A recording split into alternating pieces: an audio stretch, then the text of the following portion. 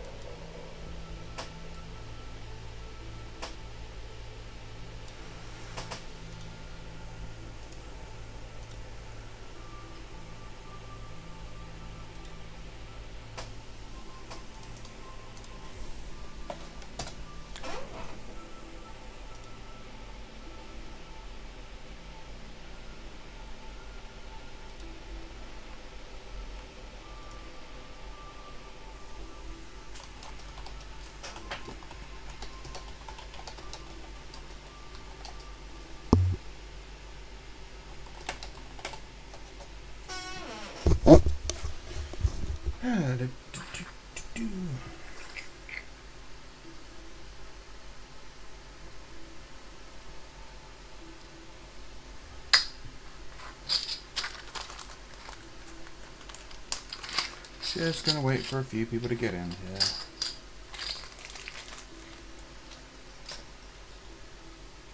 here. Even the recasters' bases have Games Workshop's copyright stuff on them.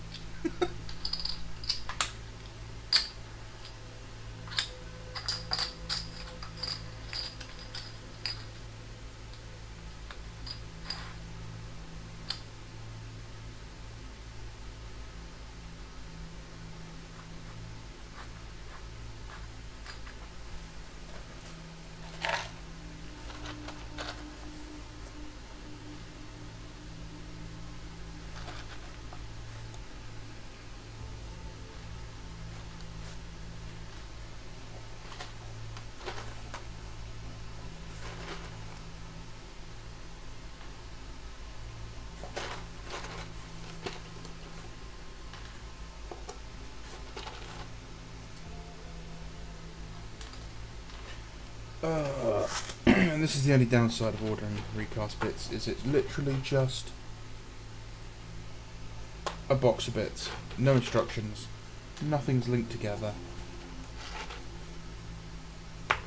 Oh well.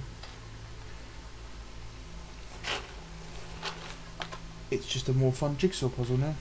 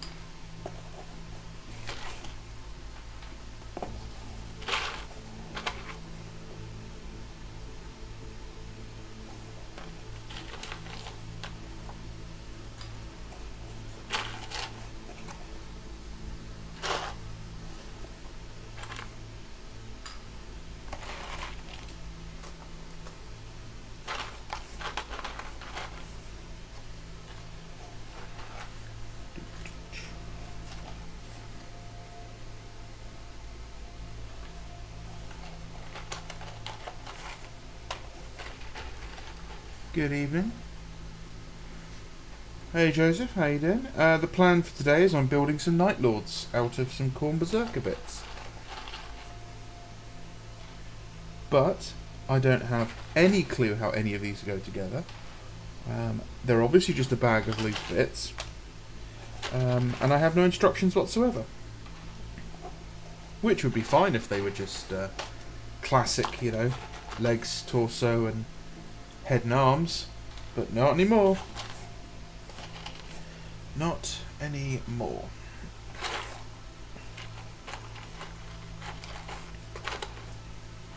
So I'm currently just separating out legs and torsos first.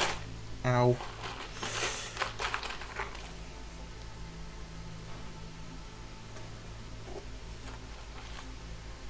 Hi Fargrim, how you doing?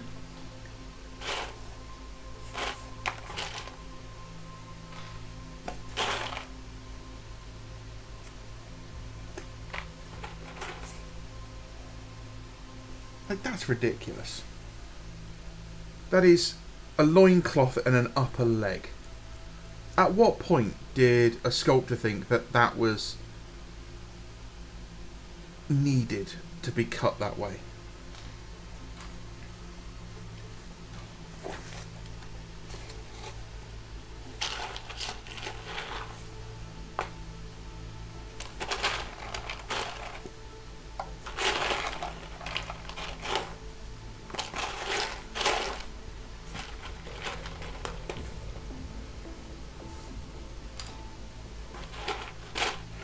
Yeah, it was a toss-up between this and building a Night Lord Cerberus, and I'm just not in the mood to spend 3 hours building a tank. It'll get done eventually.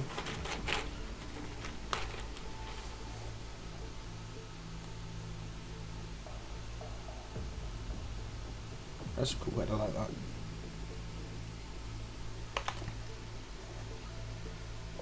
Oh, another leg.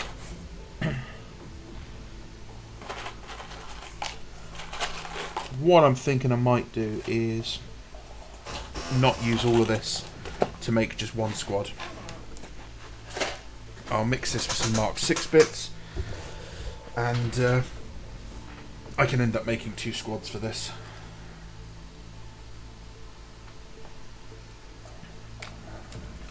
As you can see, I've primed a load of stuff as well today, so I'll be painting that at some point.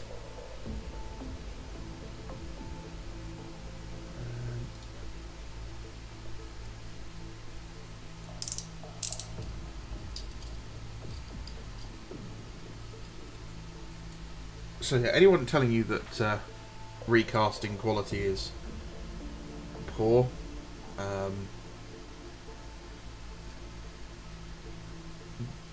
that's as sharp as the original kit, so they clearly don't know what they're talking about.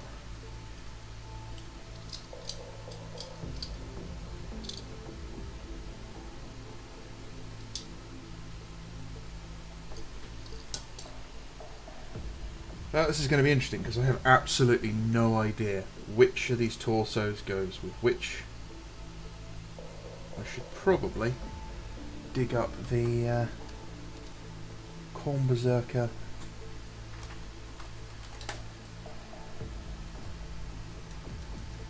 instructions.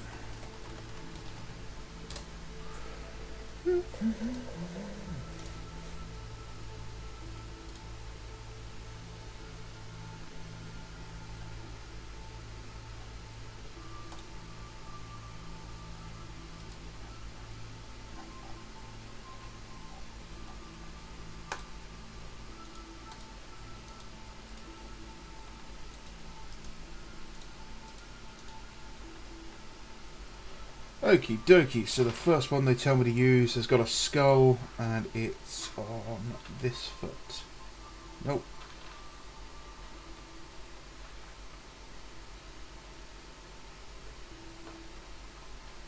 Okay, so I'm missing one leg. That's good.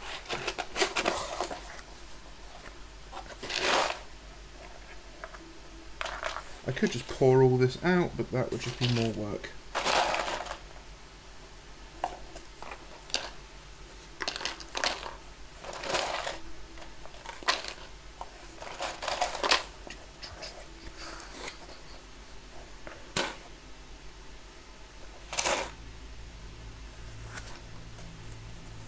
Another body.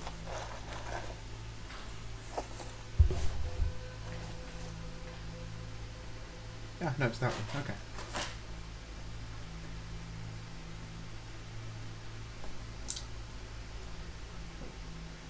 So, Joseph, Fargrim, what are you guys working on today? Anything good?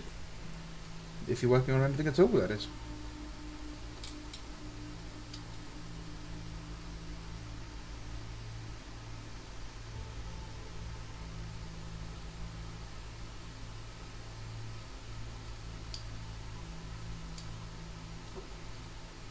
Just going to be trimming up the old spiky trim a bit, just to reduce it down a bit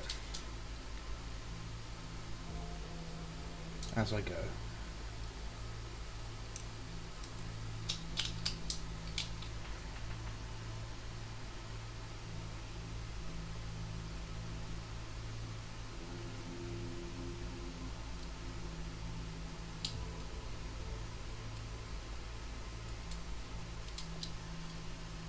Gene Stealers, nice, nice.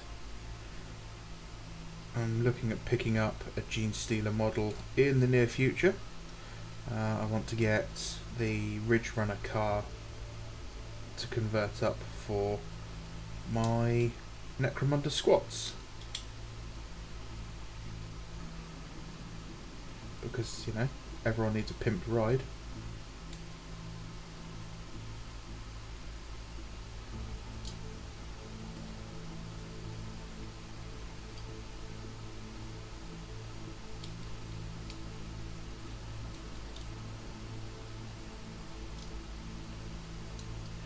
I'd also pick up the Jackals because I need those for my Night Lords. I need some like dirt bikes, but I think they'll be too small.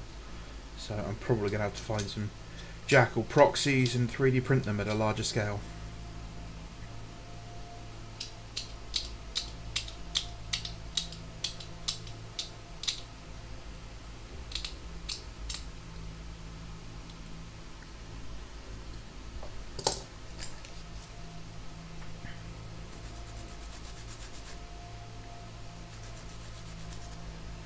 How about you, Joseph? What are you working on?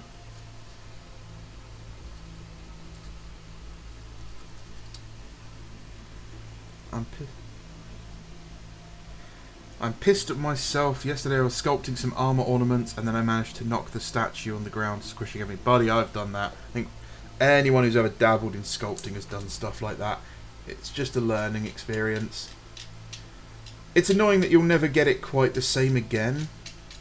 And, you know, that's okay because, you know, now that you have a chance to do it again, you know what you did wrong the first time, kind of. So you'll have a chance to kind of do it better. But yeah, it's still annoying.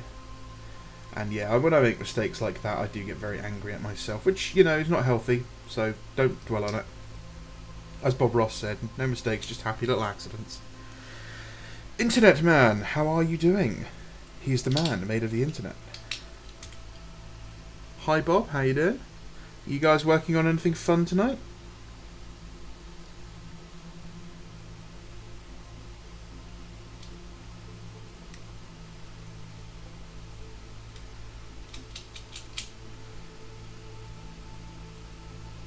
Very annoyed. I have a little rotating display plinth thing that I use for my photos, and I can't find it anywhere.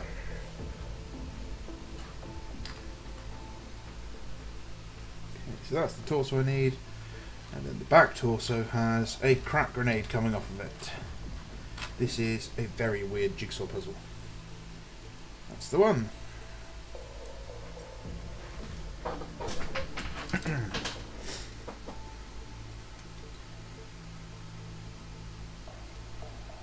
To go buy myself a new super glue because this one, the nozzle has come out, so it's just an empty tube, and I'm having to use a sculpting tool to dip in it to apply the super glue. And I thought that's not going to be smart to do on stream because I will knock it over.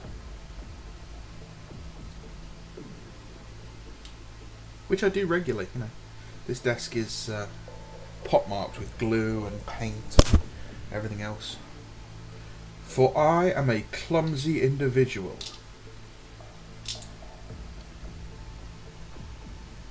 Probably my jump assault intercessors, grav outriders, jump captain, and I'll probably build other stuff like gaunts and a redemptor. Cool, nice. I mean, not nice. Primaris. Ugh. But nice. Sorry if I still sound kind of stuffy, and if I snort and grunt a bit. I'm still kind of bunged up from this cold I had. I took like 4 days off work to get better, and make sure I didn't spread it around the office. And I went back yesterday for the first time, and everyone in the office is already sick. They're all sniffling and snorting, and I'm just like, oh great, I guess I'm just the weak arsehole that can't go to work because he's got the sniffles.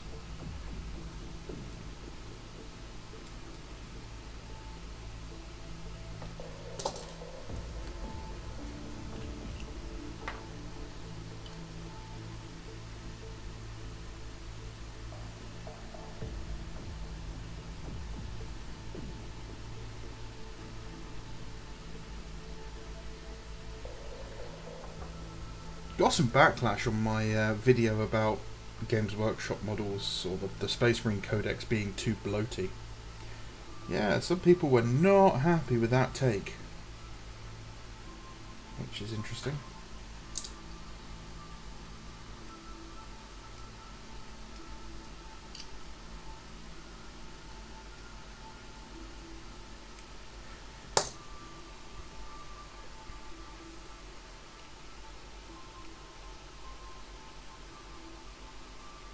It doesn't change my mind. Opinions are like arseholes, everybody has one. I just stick mine on the internet for everyone to look at.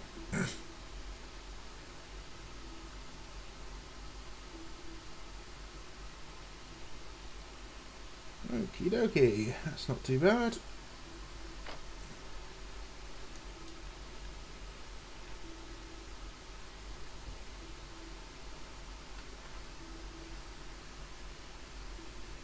Nope, it doesn't have a spike. That's the wrong foot. So it's that one. It's not that one.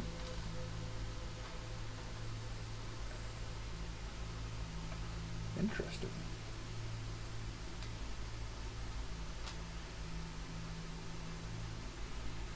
No, that's got a knee pad. It's a Mark 6 leg.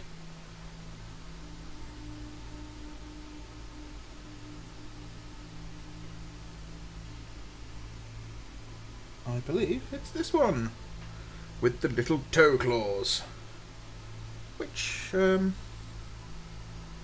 probably going to leave on.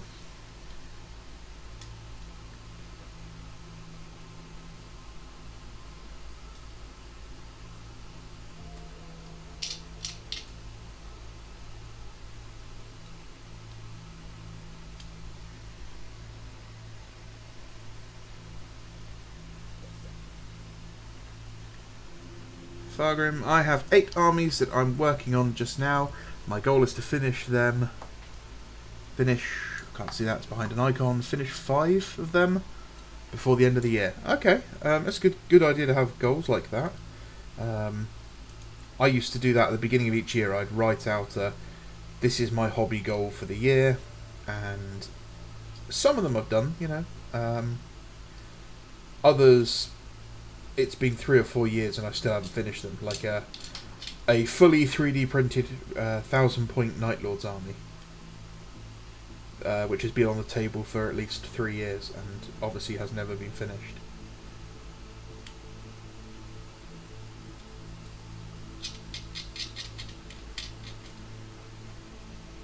But it's good to have goals and, you know, keep track of them and everything.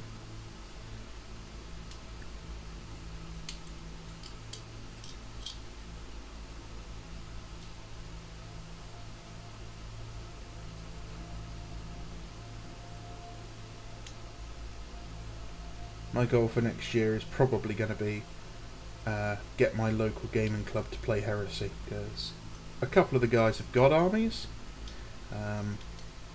but not many of them actually play. A lot of them just paint it.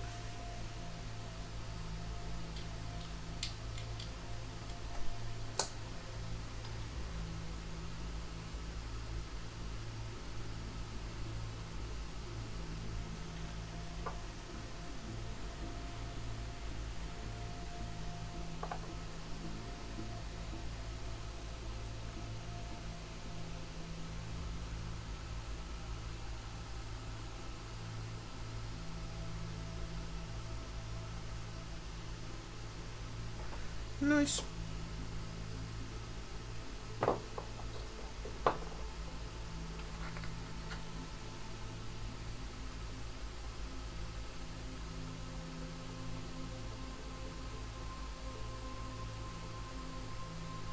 That's good. Super glue's not sticking to the base. That down. No.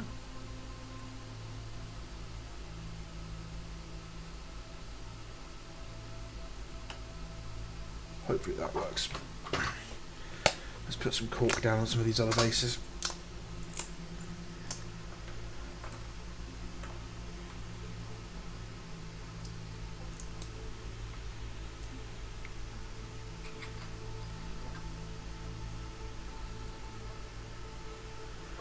I have far too many armies and I need to finish many of them.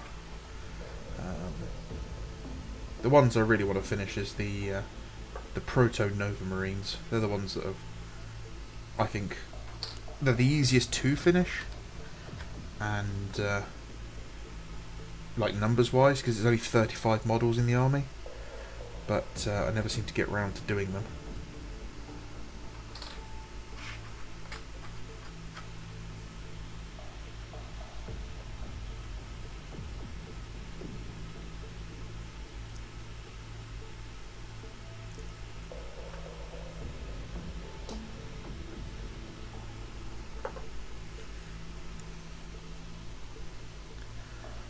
Black Legion has been a work in progress for 4 years. Yeah, there's no shame in that, as long as you keep going with them. I mean, my White Scars I've been working on since 8th edition came out.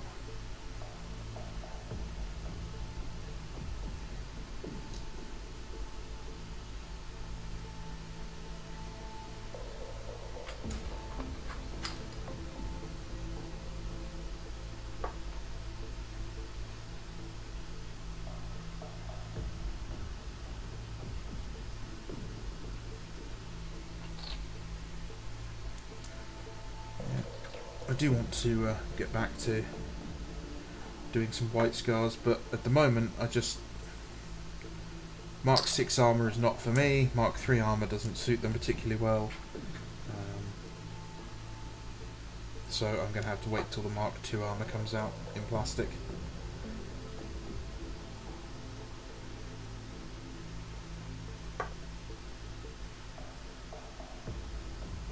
And when it does, I'm sure it'll be fine.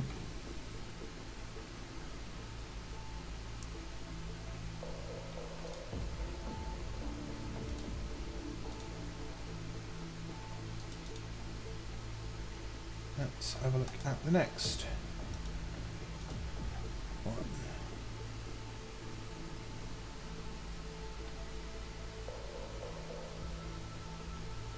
Not that leg, looks like it's this leg. Possibly.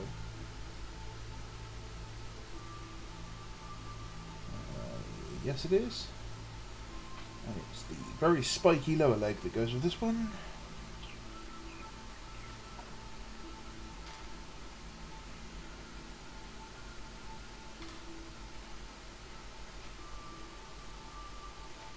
That one. I like that. That's a good looking piece of armour. Very Night Lordsy.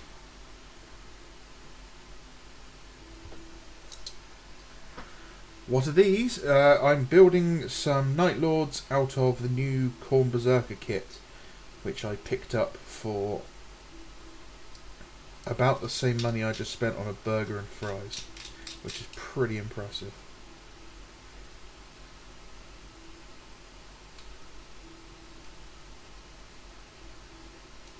Actually, it's pretty sickening for the cost of a burger.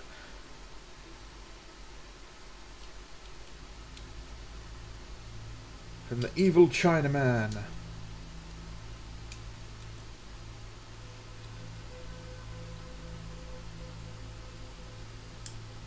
This is going to be interesting. How am I going to get rid of this?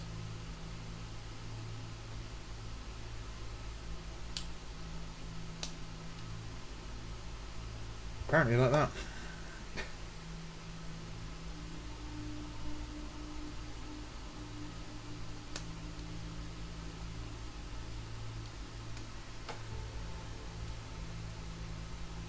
How you doing, Spooky? Good to see you. Oh yeah, absolutely. we took, my friend and I, we took my housemate who was unemployed at the time out to Five Guys, and we got our food, and he's like, "Oh, I'll just have a milkshake because I'm not hungry." And we're like, "No, you get what you want." But all he was insistent, so he got a milkshake. Didn't have the heart to tell him that his milkshake cost more than basically any other item on the fucking menu. Rob, hi Bando, have you ever regretted starting an army? Absolutely. Absolutely. I regretted starting my Vampire Counts army. Because Fantasy died relatively shortly after I got that. And also that I just didn't enjoy the whole process of building armies in like ranks. There's not enough room on the bases to do anything fun with, and it was just kind of boring. And also my second attempt at a militia and cults army. My second attempt at a militia and cults army was a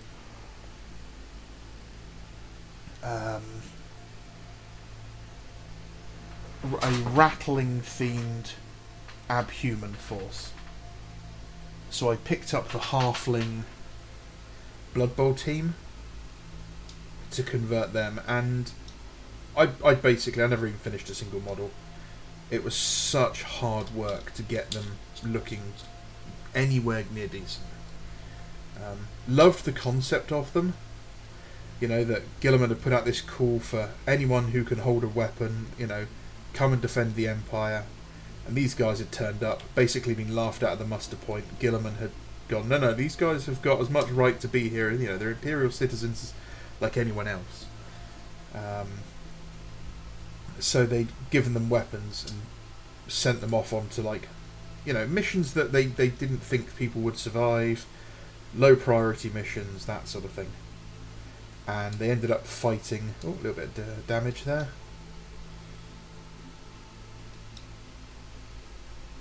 Not too bad, I suppose. We can fix that. We'll fix that in post-production. A little bit of damage to the leg there, just below the trim. A little bit of green stuff will fill that in. That's not a problem at all. Yeah, so they were sent to defend, or to, you know, hold a fuel refinery from the Night Lords, and everyone thought that was it, they're all going to die. And instead, they spent like months running around the ductwork, harassing the Night Lords who couldn't fit in the ducts after them. That was the whole idea. I was going to use the Grenadiers and all that stuff and make them really tough little individual models, but you know, they were all rattlings. So yeah, that's really the biggest army I must say I regret starting. Maybe my bolt action early war Polish, just because I've never really got round to properly working on them.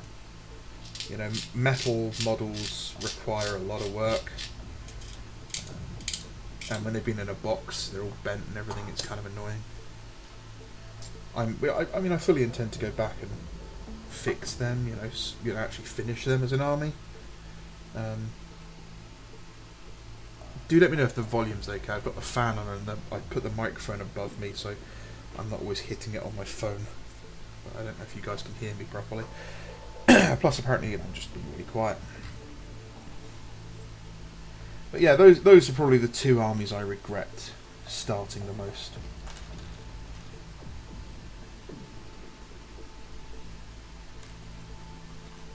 I regretted starting my Red Scorpions because while I was saving up to buy the assault squads, I needed to fill out a company. They went out of production. That sucks. That always sucks. And will never not suck. Yeah, Games Workshop needs to,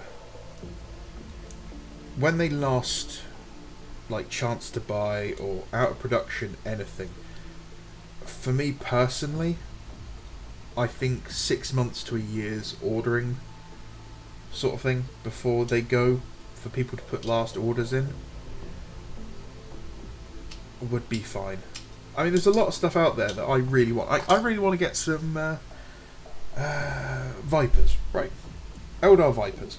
The Eldar Viper came out when I was at primary school. I drew a picture of it based on the red Samhan artwork that was on the White Dwarf when it was announced in art class. Now, I've never been in a position to buy a Viper kit. I've always, been collecting other armies, not had enough money for those armies. Whatever, excuses. Oh, we've had our first casualty. A crack grenade has fallen off a belt. And if they just disappeared it, and they'll probably replace it with a newer model, but knowing my luck, stylistically I won't like it. So I will never get a chance to own one. So if they told me that, hey, the Viper is going away in 6 months, will be replaced by a new model, here's a CAD drawing of the new model so everyone can see it, I could then go, oh, I'm going to order one of those because I want to get it before it disappears. Rather than, have to resort to going to China for it.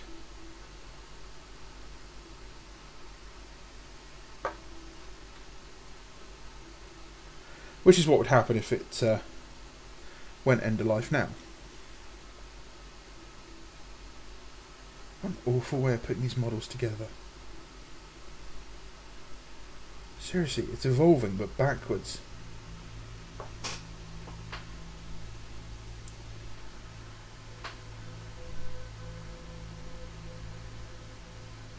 That's nice. Mark 5 armour. Ish.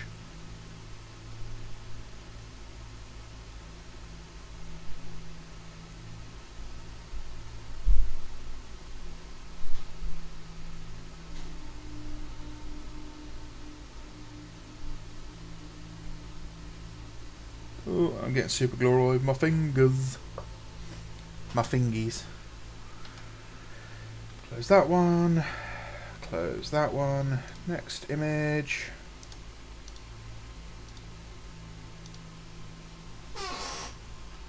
Okay, so on this one, and the back panel for this needs a crack grenade.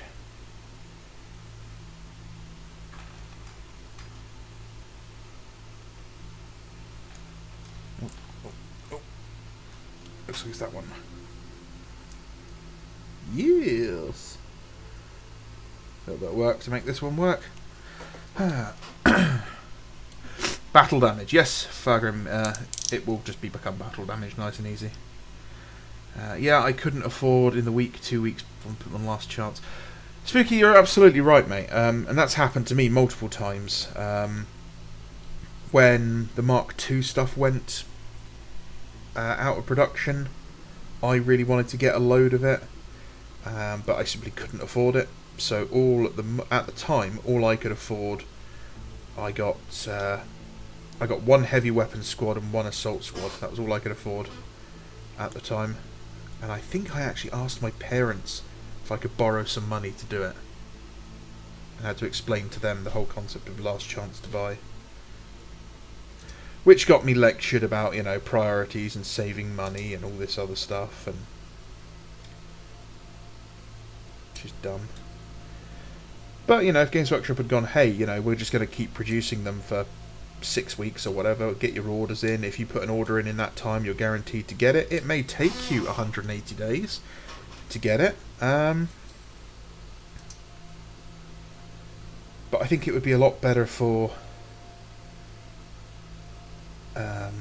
customer relations, basically.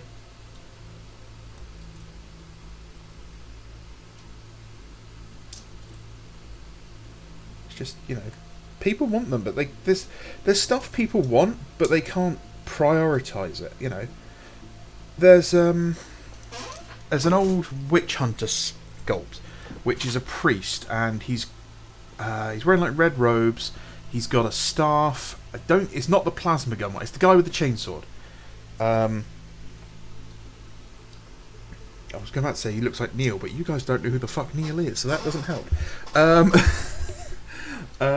Yeah, so he was always like 15, 16 quid direct order only. So I was never going to be able to get that. It's never going to be a priority. Hey, buy one model for half the price of a box of tactical marines. No.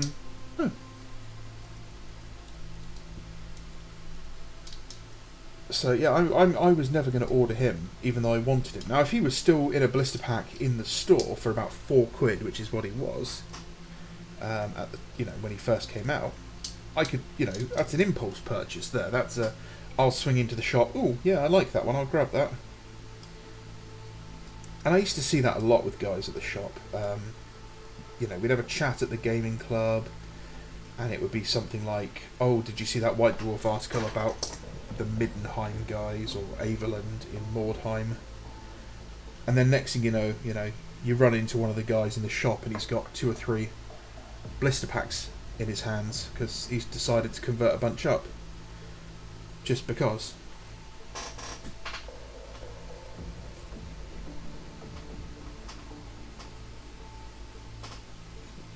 Yeah, that looks like it's the one. Third-party sculpts could be an option. They could, except that a lot of the time, third-party sculpts are just aesthetically wrong. That's why I never really liked third-party sculpts ever until really, really, really recently. It's not until like 3D printing where these guys have managed to absolutely nail the aesthetic of Marines that I've actually cared for anything not made by GW. And then GW's own Marines themselves are now starting to drift away from that aesthetic, and it's like, what kind of bizarro clown world are we living in? Do you think we'll get plastic Mark II and Mark V? It would be financial suicide to not do plastic Mark V and Mark II Marines. Whether we get them before I die of old age, I don't know. Mark II will be heavily redesigned. It will be more like banding than overlapping plates. So just think this leg, but with lines cut through it. God, get it into focus. I hate this camera. So yeah, it will just have line cut into it. There won't be any overlapping plates. It will just be. It will look like Mark 7 armor basically. I'm worried because the piece of artwork that they used for Mark 3. If you look at the same piece of artwork for Mark II, the bolter looks ridiculous. So I hope they don't do that. As for Mark V, Mark V is going to be the most difficult, simply because of the studs, and it's probably going to look very much like this Berserker kit, where each arm and leg and shoulder pad is cut into multiple bits. Wouldn't surprise me if it's almost double the number of parts compared to a standard like tactical squad, because simply it's going to be a ball ache, or they'll redesign it and they'll reduce the amount of studs. I had to buy Severin Loth off Egghead because the moment I decided that was what I wanted, he went out of production the month before. Yeah, it happens. Absolutely happens. Or you see a really cool conversion, you're like, oh, I'm going to do that, and then you realise that model went out of production 12 years ago and now goes on eBay for £900. I wanted to do the conversion I talked about last week for my Sisters of Battle army that I want to do. The limited edition sister who's like firing a bolt gun in one hand was going for £200 on eBay, which is mad. And I managed to scoop her off a Facebook sales group for about 23. What do I enjoy more, building models or painting them? Actually, I'd say building them. I really enjoy building models. The little stories I can tell, you know, the posing, the equipment. It's a lot more enjoyable. The painting can give me a lot of stress, but I enjoy the painting too. I'd say it's building, then painting, then gaming. No, that's not accurate. Building, then painting, shitposting on the internet, then gaming.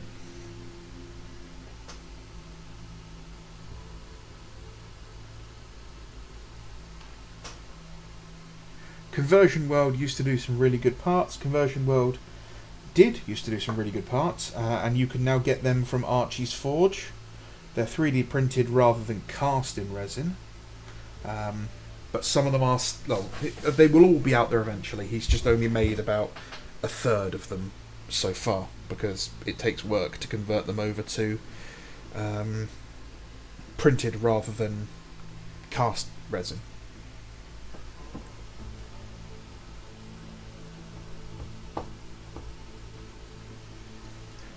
The downside is we won't have access to the hands, which you could then heat up to close around them. That was a really good thing he did.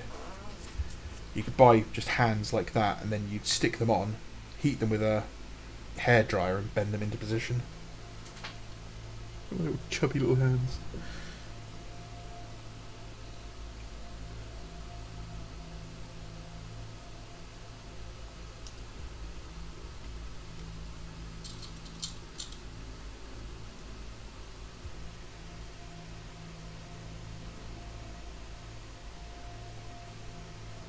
So many little spiky bits on this are absolutely killing my thumbs.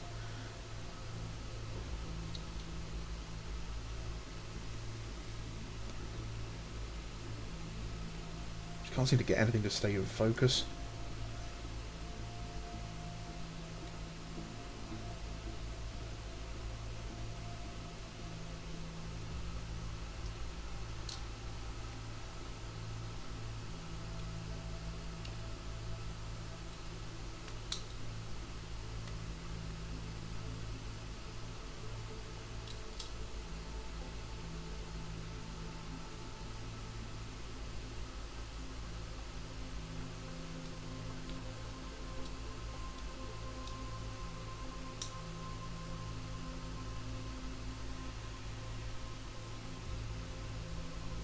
Don't think we're going to take too much more off of that.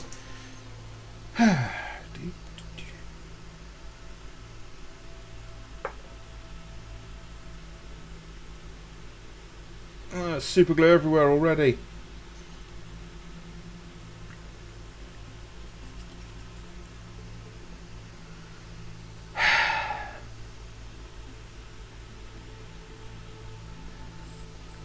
Been thinking a lot about this Ultramarine Force when planning when the Mark III box with the Dread drops. That and a bunch Cataphracti with a Praetor should give me around 1,600 points. That's cool. What sort of Ultras Force are you planning on doing? Any particular conflict?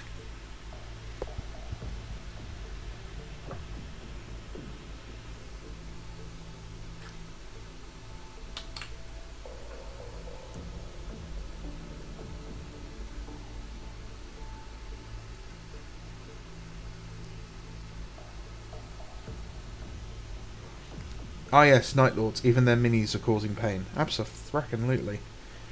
The worst are the Chaos Bikers. Those guys are just absolute savages when it comes to putting them together.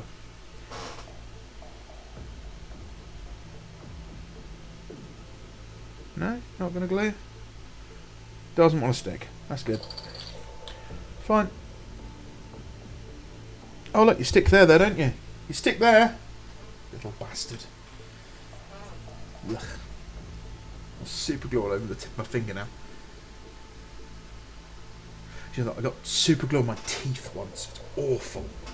It feels so weird.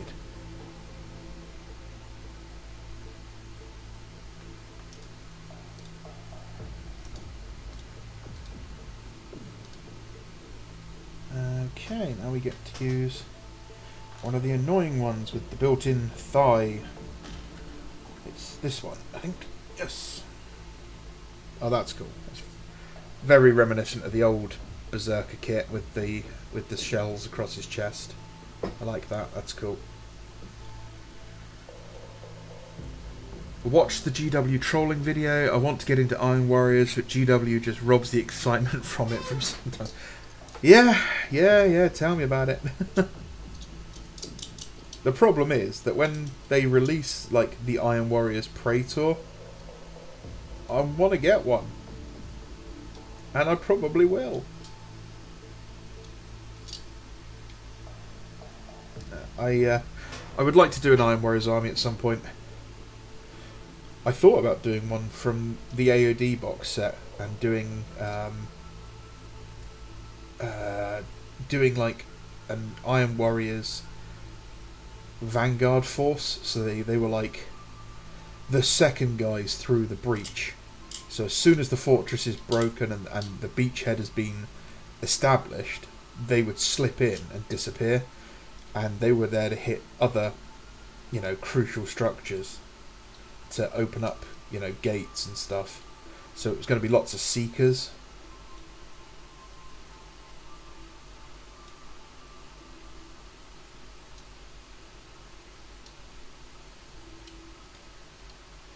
But, I got enough armies as it is. So Iron Warriors will be my epic scale army when I get those models, which will be in a while, because my friend's not heading over from the States for a couple of months, or a month or so. But they'll get done eventually. That is... It's another one with a grenade here, folks. Come on. There aren't that many with grenades.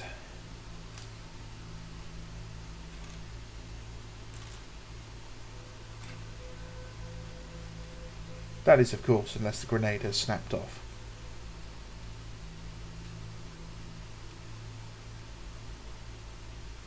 Not that one.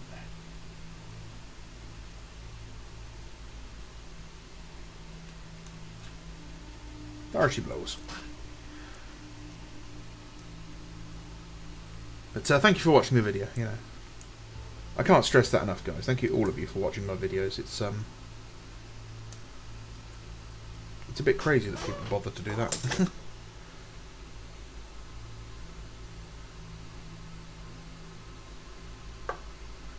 I've been thinking of doing a giveaway for my 1,000 subscribers, because we're really close. And I know it's a bit cliche to do that, but it would be nice to do it for someone.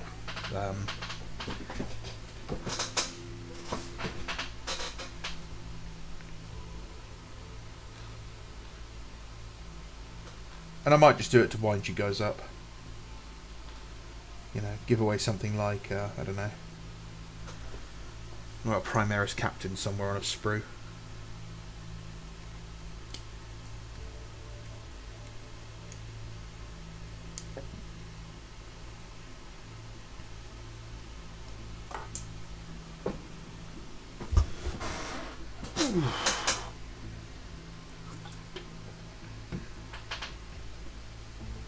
Right, I need a leg which has got a holster on it.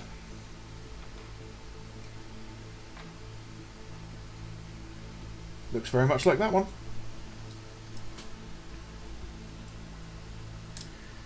Yeah, when the big box set comes out, I will be doing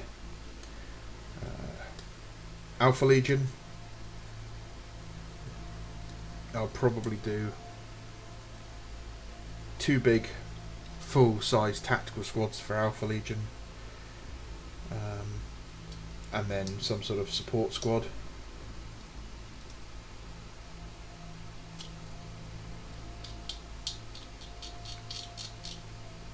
I've got the heavy weapons and I've got the special weapons, and I've barely used any of those kits for anything so far. So I should get around to using those at some point.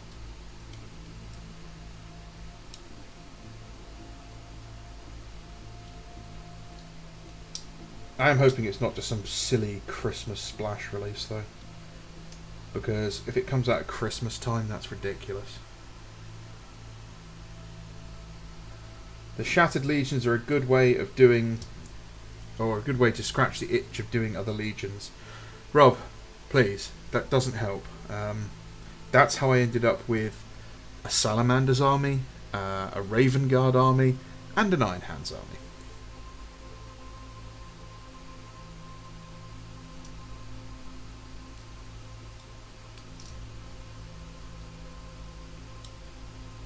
It doesn't satiate the itch, it just makes me scratch myself red raw.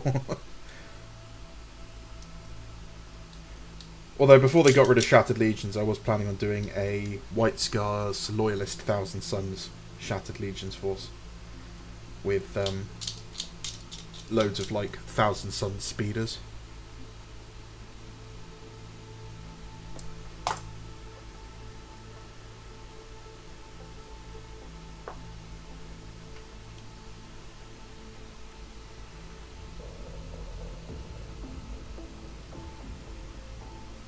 That's good.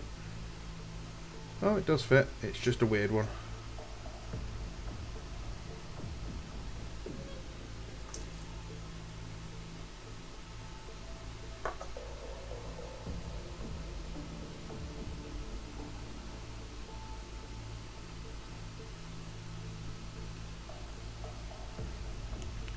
When that's dry, I'll just sand off the World Eater's logo. So I won't stick him to a base yet. And I did get some Terror Squad heads for them as well. So I'll mix a couple of those in there, and the rest will go on Mark 6 Marines.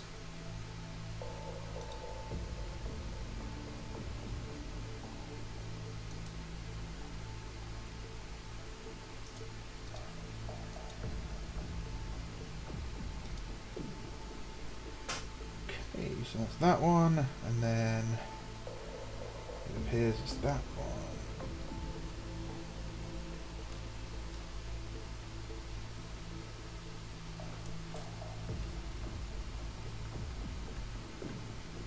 And then it's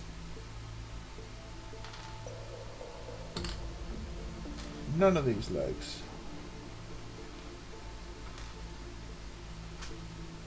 That looks closest, but it's on the wrong side.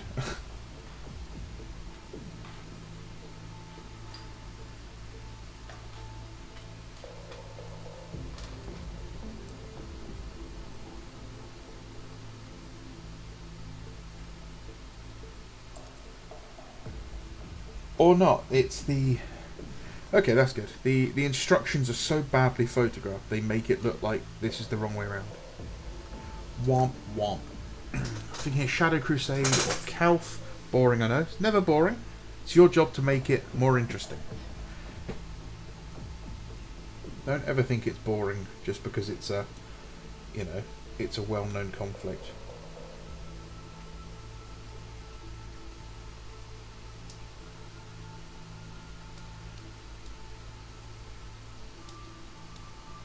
I can't believe I'm about to start my 3rd Ultramarines army. Does that mean I'm an Ultramarines player more than an Imperial Fist player now?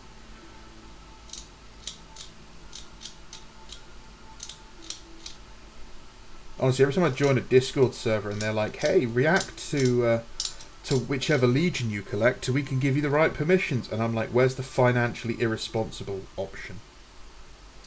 The I have commitment issues button. Honestly, if like when people ask me like, what do you see yourself as, like, which legion, you know, do you collect? It's White Scars. It's always been White Scars, despite them being the smallest force I collect now.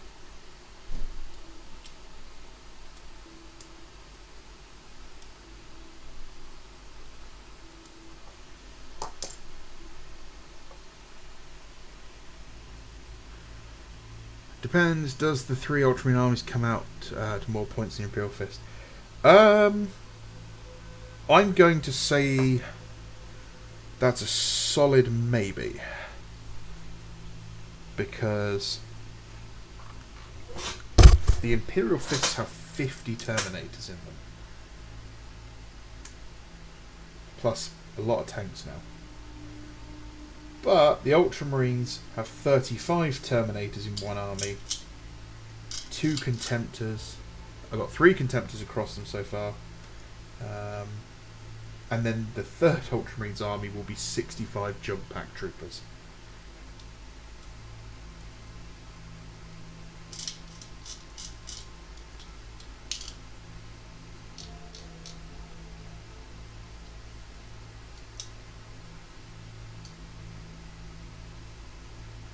I have thought about doing a second Imperial Fist army though.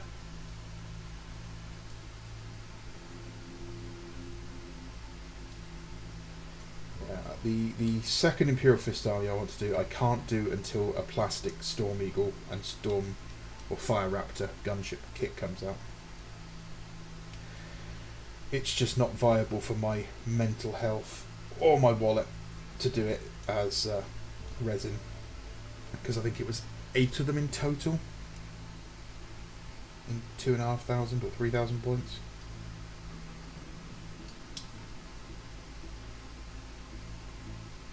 But it was basically supposed to be Sigismund's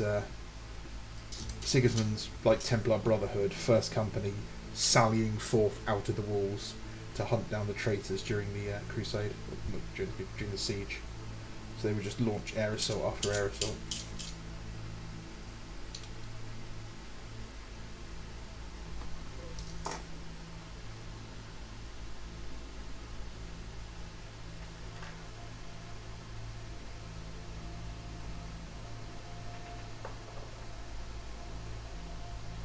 And then I got a Word Bearer's army planned, which is like heavy Galvorback. And then I've got a Siege of Terror Death Guard army planned, which is big old bloated gross Death Guard, but jet bikes and speeders. It was going to be all fast attack, which is, you know, again, I always like doing the wrong thing for that legion. That's why I did Dreadnoughts for my White Scars, for example. I'm not buying Saul's Thunderhawk in resin. Yeah.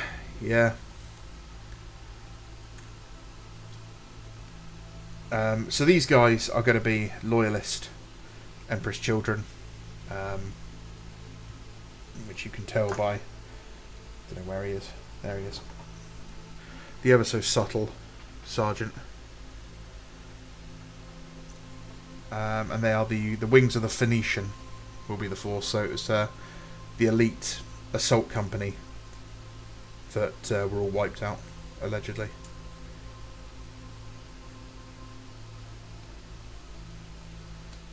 So yeah, this guy was supposed to be my Praetor, but he is so tiny now compared to those guys that he's just going to be a squad sergeant.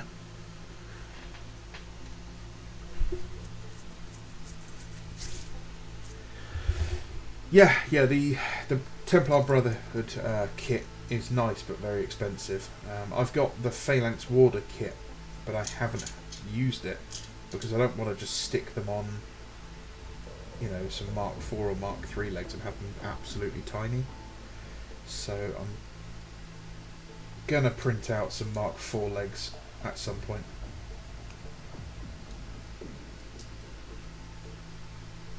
To embiggen them.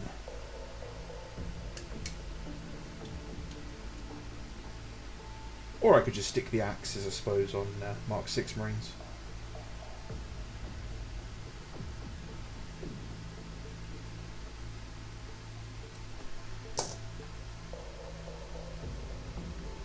Bloop.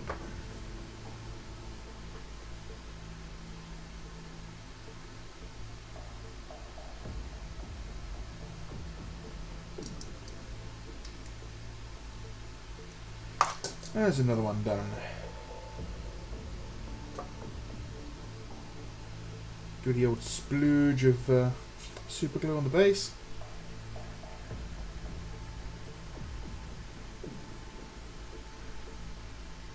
Yeah, Guard are a good army. I'd love to do some other Guard stuff.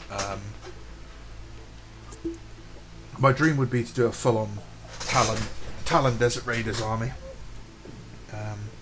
but I just doubt it's ever going to happen.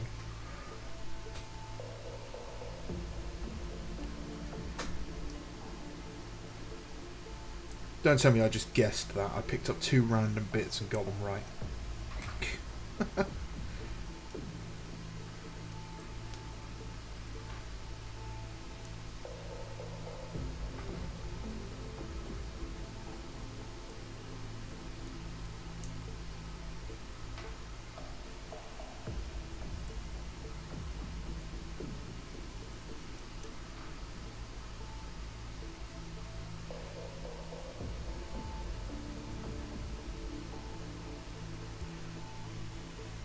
My Guns N' Roses names cacophony are some of my favourite models. Love the Emperor's Children aesthetic. If we ever get Plastic Noise Marines, I want to continue my 70s, 90s themed music army. That's pretty cool. Yeah, I like the sound of that.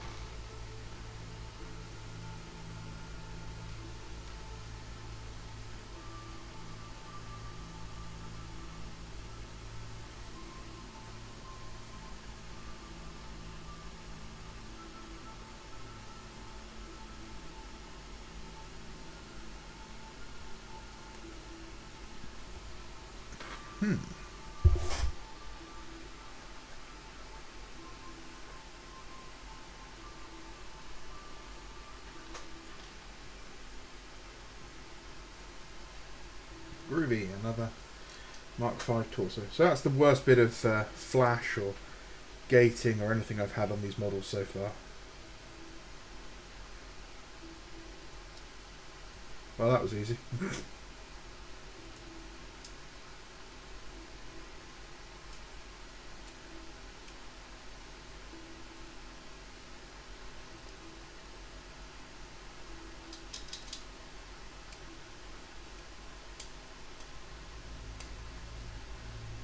Get rid of the old World Eaters symbol.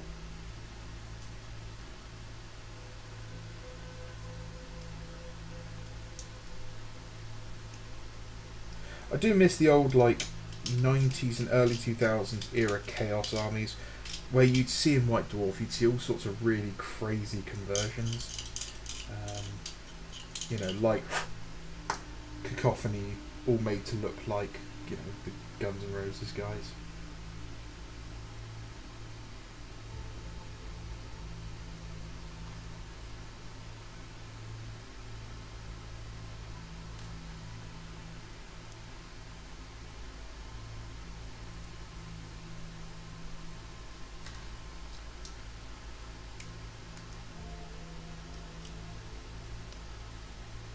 All the weird, like, tanks with arms and mouths on them.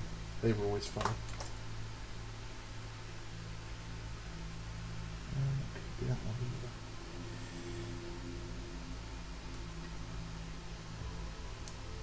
Oh yeah, it is.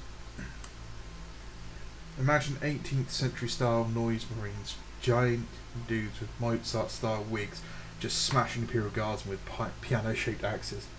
Yeah, angry harpsichord music.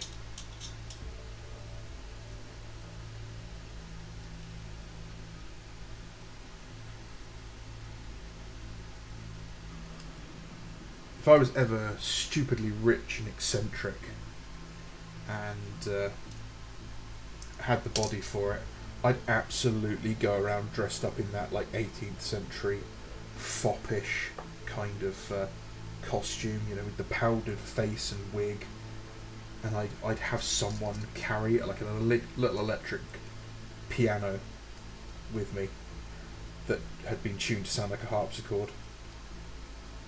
I just think it'd be absolutely hilarious. Tights, you know, the works, little buckles on my shoes.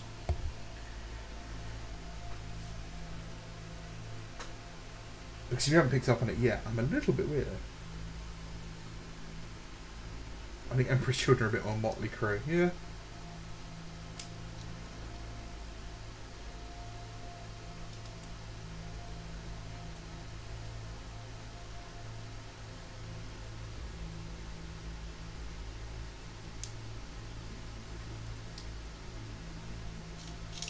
I don't know, I'd say maybe a bit more Twisted Sister, if I'm going to be honest. So talking about music, I've recently come across a band called Greta Von Fleet, which is a modern band, but they sound like they're from the 1970s. They look like they're from the 1970s as well. They sound like a cross between Fleetwood Mac and Led Zeppelin, and I absolutely love them. They sound fantastic. So give them a listen if you have a chance. Greta Von Fleet, I think it is.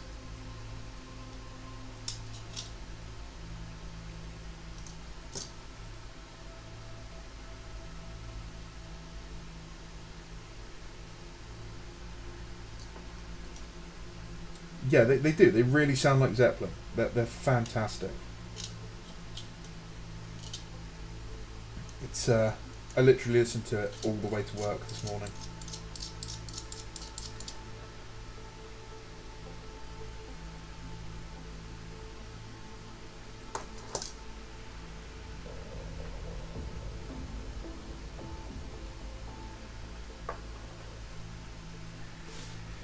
Got the sergeant fully painted except the back banner. Named him Axelot Ari Rosewither.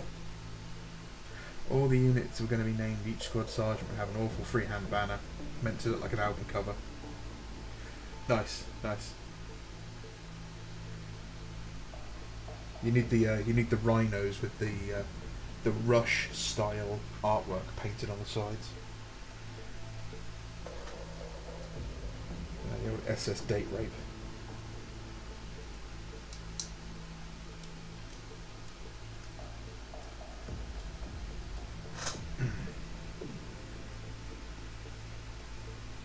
So I plan to try and change the stream up a bit next week. I have... Oh, that smells so great. Recast resin sometimes smells really chemically. Those like marker board pens you used to huff at school? It's like that. Oh, it's so bad for you, but it smells so good. I've now got like 37 types of super cancer.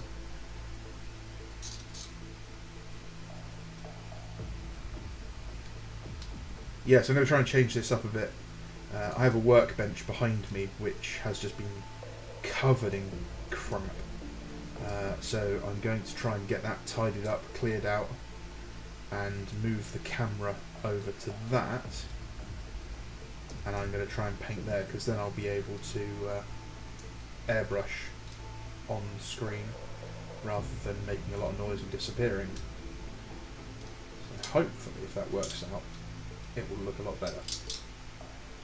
Unfortunately, the problem I'm facing at the moment is that the only chair, because it's a countertop basically, I've only got one bench that's high enough for me to sit on, and it's got really sharp edges. So if I sit on it for more than about 10 minutes, it cuts all the circulation of blood off to my legs, and I end up with pins and needles in my dick, which is not a sensation any man should ever experience.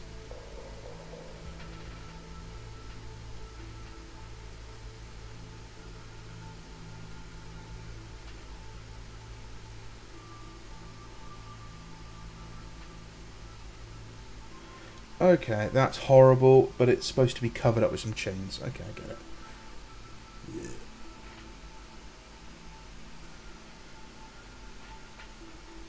Never heard Graveyard before. What are they like? I'm going to assume they sound like their name. And aren't going to be like Ghost and just be spooky Scooby-Doo music.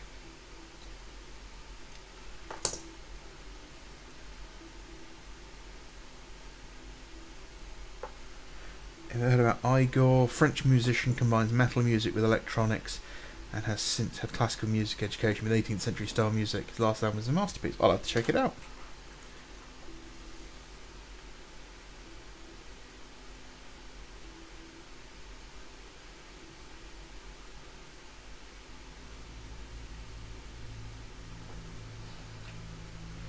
Oh my god, I've only built 5 of them, and it's been an hour.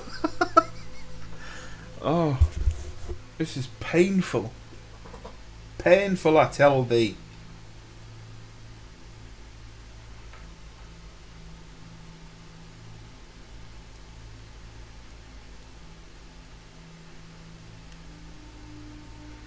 about to mention ghosts and seeing what they look like and listen to.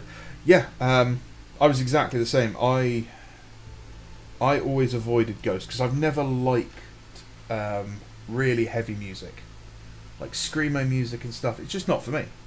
I like stuff I can sing along to, that sort of sad shit. And then, yeah, obviously along comes Ghost and completely throws it out in the out of the way with it.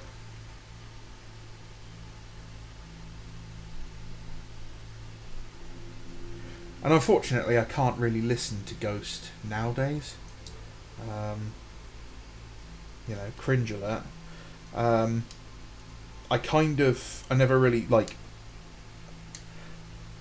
I never really kind of had any connection to like faith or anything before, and actually I rediscovered my faith during COVID, which is really weird.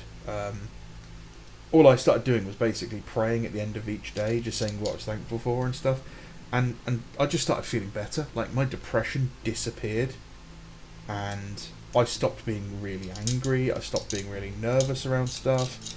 I had more energy, and I was just like, oh wow, this is great. And then I just suddenly, music, like the lyrics started making a bit more sense, and I was like, oh, this isn't actually kind of, okay to listen to. I can still like it. I can still like the lyrics and stuff, but then a lot of it is very kind of disrespectful, and I just don't feel comfortable listening to it anymore, which is really annoying because I did like it. We're building Night Lords with no instructions. But don't worry, I'm not going to be out here proselytising to anyone.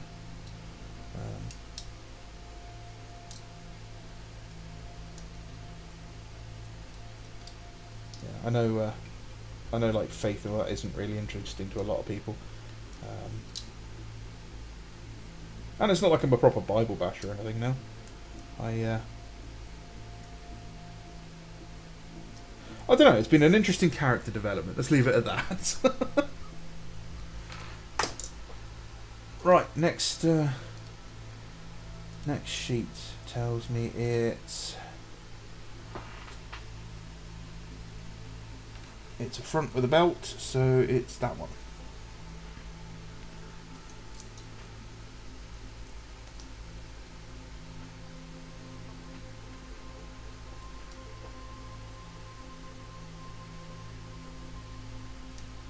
Yeah, Rob, you're definitely how it feels. It's there was a change in the law for a certain city in America, which I've been to and I rather enjoyed. And when it happened, I suddenly just went, "Hang on, no, this is wrong. This is quite clearly evil." And suddenly it kind of opened my eyes a bit, and it was like, "Oh, this isn't all just like some silly story, and this isn't some, old man made stuff up to control people. Like there is actual legitimate good and evil in the world." And I was like, "Oh wow, I need to change who I am because I've been hanging out with the wrong people."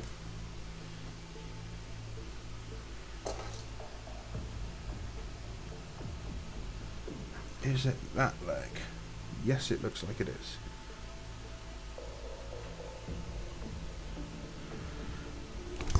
Oh.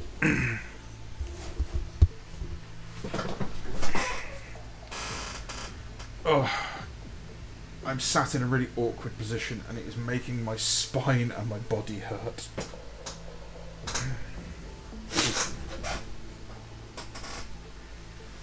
Okie dokie.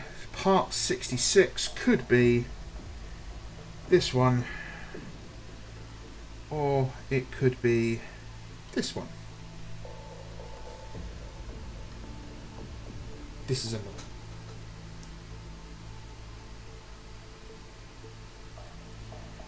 Because they both fit.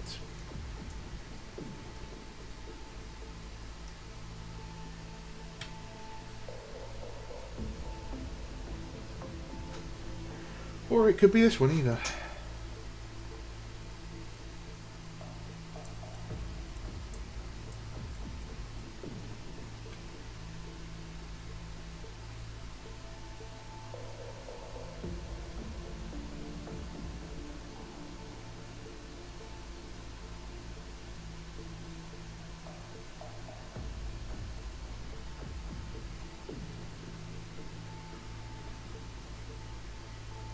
Um,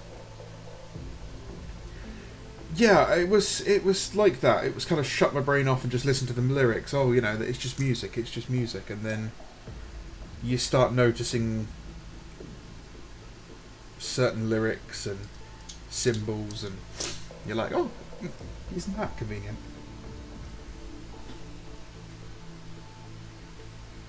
And then obviously they all start dying off, which is quite funny. All the old celebrities.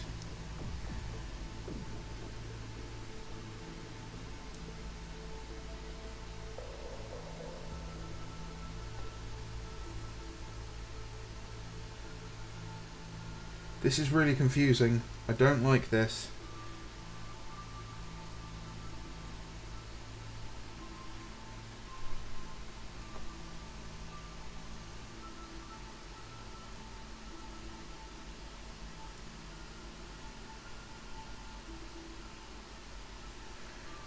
Okay, I know that bit goes in there, so that's what I'm going to stick down.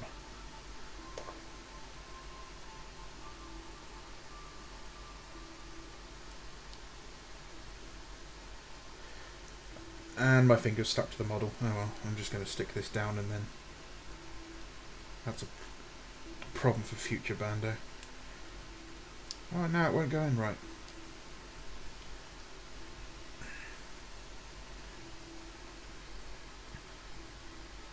The moral of the story is, buy legitimate kits so you actually get the instructions.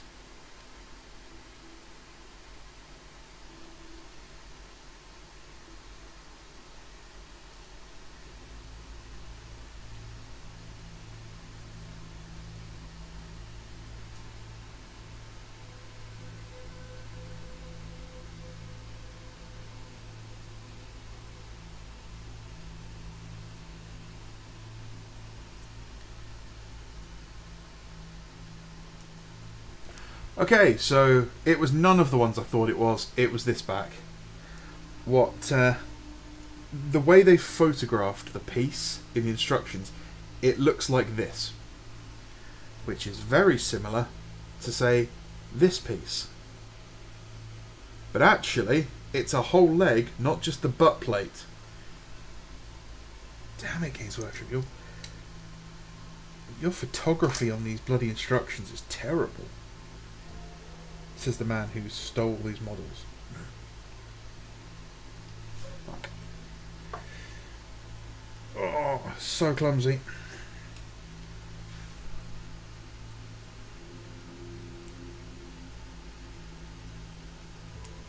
Everything is sticking together. But I don't think I got super glue on my shirt, so that's good. All over my bloody fingers.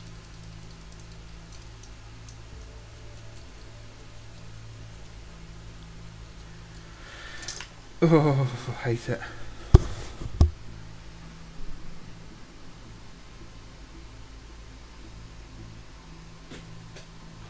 That's going to be those two then.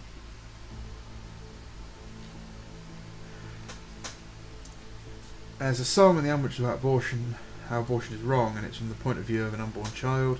Wouldn't care if it was just anti-abortion, but the point of view makes it a little uncomfortable to listen to. Absolutely, yeah. Yeah, I mean, I used to be quite pro that when I was at college. You know, when I was at college, I was like super like liberal. It's really cringe looking at my old Facebook posts and stuff. You know, and oh my god, Obama's doing this. That's so cool, and I'm just like. And now I'm just like, oh wow, I was an idiot.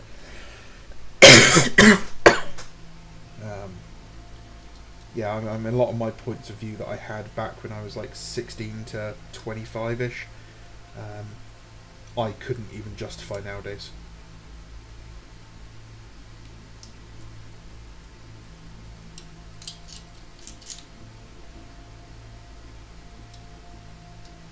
And the funny thing is, the people who still hold those views are so militant about it. I lost a friend who, she didn't even stop to kind of listen.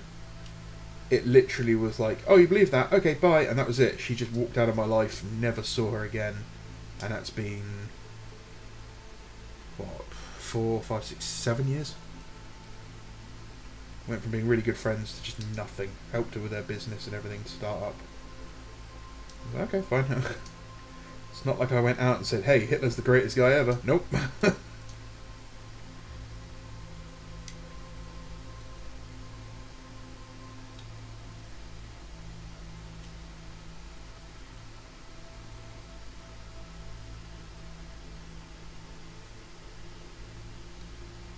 World has gone absolutely mad, unfortunately. And all we can do now is find people around us who share similar views and build communities. Find people who hold similar values. I don't just mean views. I don't mean like this guy voted for my party. I mean, someone who believes in the same concept of what good and evil is for you, and works towards the same sort of goals you have.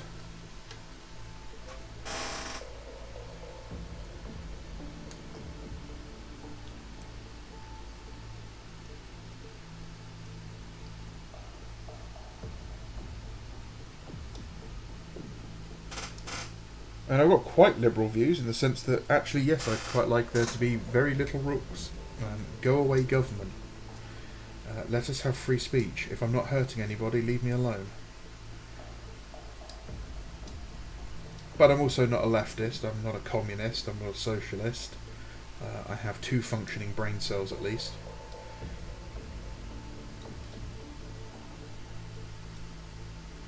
I understand that food can't be a human right. I understand that clean water is not a human right because they require the labour of others to make them. I understand that healthcare is the same. I also seem to understand that things like healthcare is expensive because healthcare is expensive. MRI machines cost tens of thousands of pounds to turn on and use. So you can't have it for free. Someone has to pay for that. But I also believe that people shouldn't have to forego medical treatment just because they can't pay for it here, right now.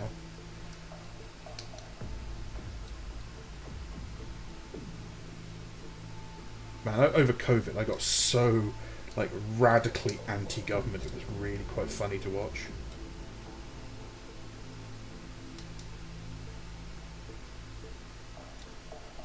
Another bit of damage down the bottom here. Yeah, another little void that will need filling. But don't we all have voids that need filling? Giggly.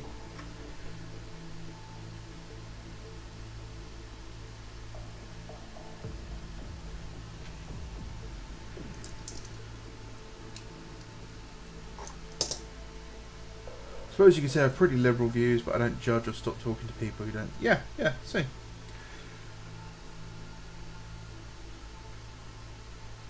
You can't just cut people out of your life for having different views. My best friend for a long time, or one of my best friends, was very, very left-wing, peace and love, that sort of thing. Almost to the point of violence, which was quite funny. And he absolutely idolised John Lennon. And I used to wind him up about it all the time. We once went to a fancy dress party, I think it was 1970s themed fancy dress party, and I'd only got invited at the last second, so I didn't actually have a costume. So we opened the door and this girl's like, "Oh, who are you supposed to be?" And my friend is like, "Oh, I'm John Lennon, obviously." And she looks at me and goes, "Who are you supposed to be?" And I went, "I'm Mark Chapman," which, if you don't know, is the guy who shot John Lennon. Which my friend was not happy about. And I just kept following him around all evening. Because I don't like John Lennon, I think he was a prick.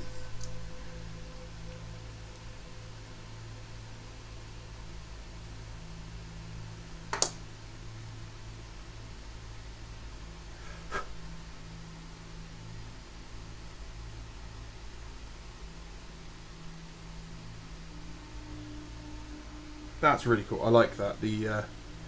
It's ironic, isn't it? These are very similar to Primaris knee pads.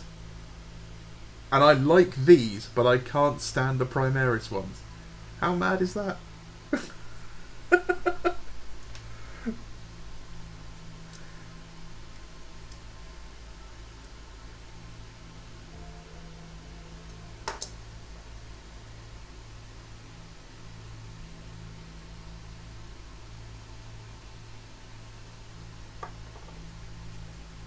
Ugh, super glue all over my fingers. Following around making things. Pretty much, that's exactly what I did. And that became a very much a running joke in our group for a long time.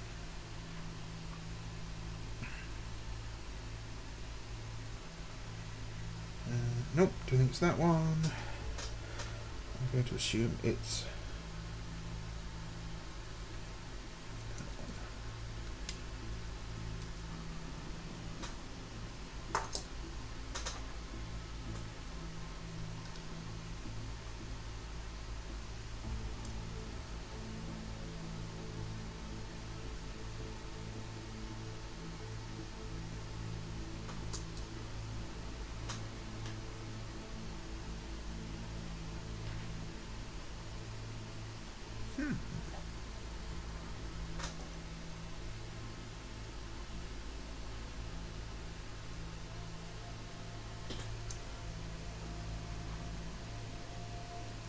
Let's try and build the last one without instructions.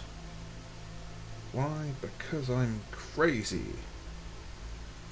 I'm crazy for loving. Every time I get on the stream, all I want to do is start like humming and singing, and it's really annoying because it will just get me a copyright strike.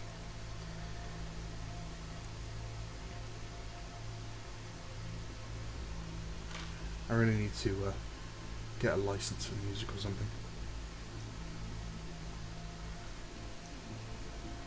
More than my overly dramatic, royalty-free licensed music.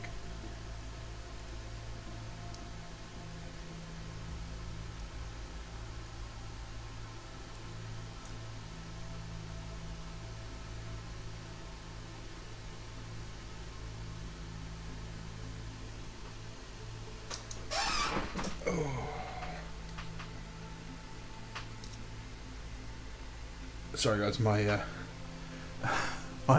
liver is killing me. I'm having to just sit back for a bit and not lean forward, so entertain yourselves on screen. Yeah, I am off to the hospital on Monday to get that checked out. Hopefully I'm not dying.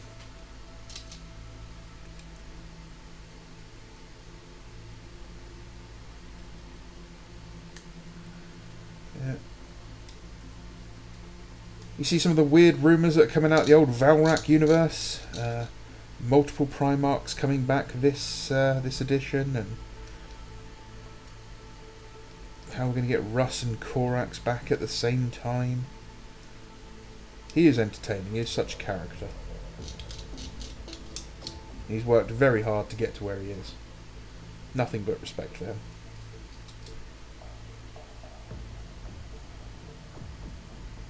Well, some light mockery from time to time when he struggles to read.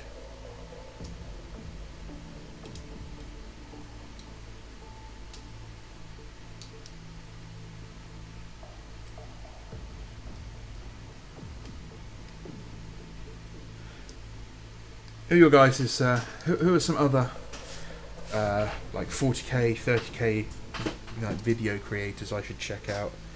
I've been pointed towards Janovich by one of the guys, because apparently Janovich wants to get people, other Warhammer creators onto his talk show thing, which I don't think I'm.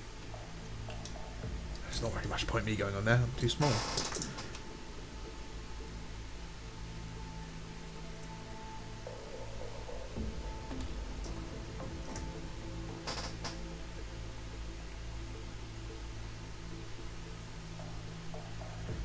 Yes, always more emo.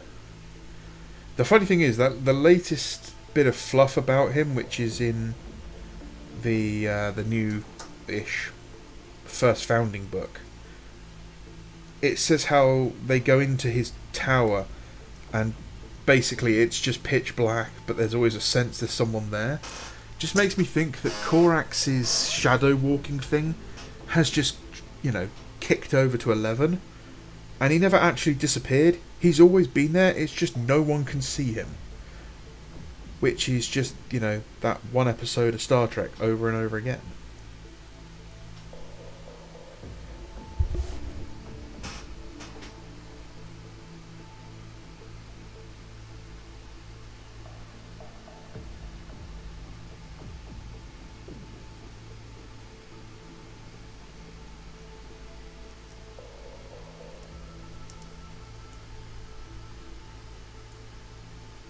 Winter SEO has been doing more Heresy battle reports.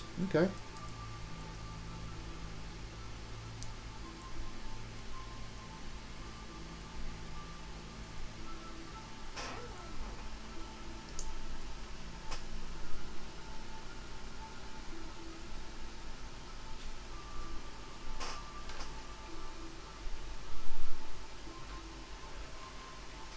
Don't think I've ever been in a position to do battle reports.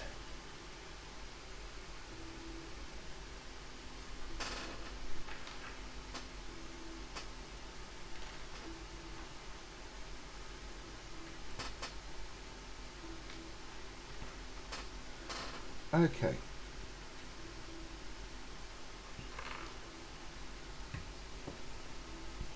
It has to be that leg.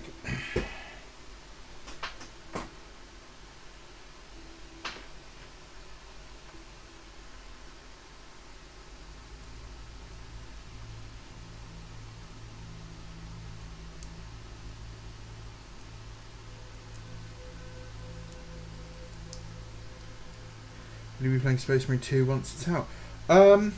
Eventually, yes. I generally don't buy games at release. For several reasons. The primary one being I'm a cheapskate. So I always wait for them to come down in price a bit. Plus it's always nice to have, a lot of the bugs fixed before you get there. But yeah, I played the first one. I'm sure I will play the second one.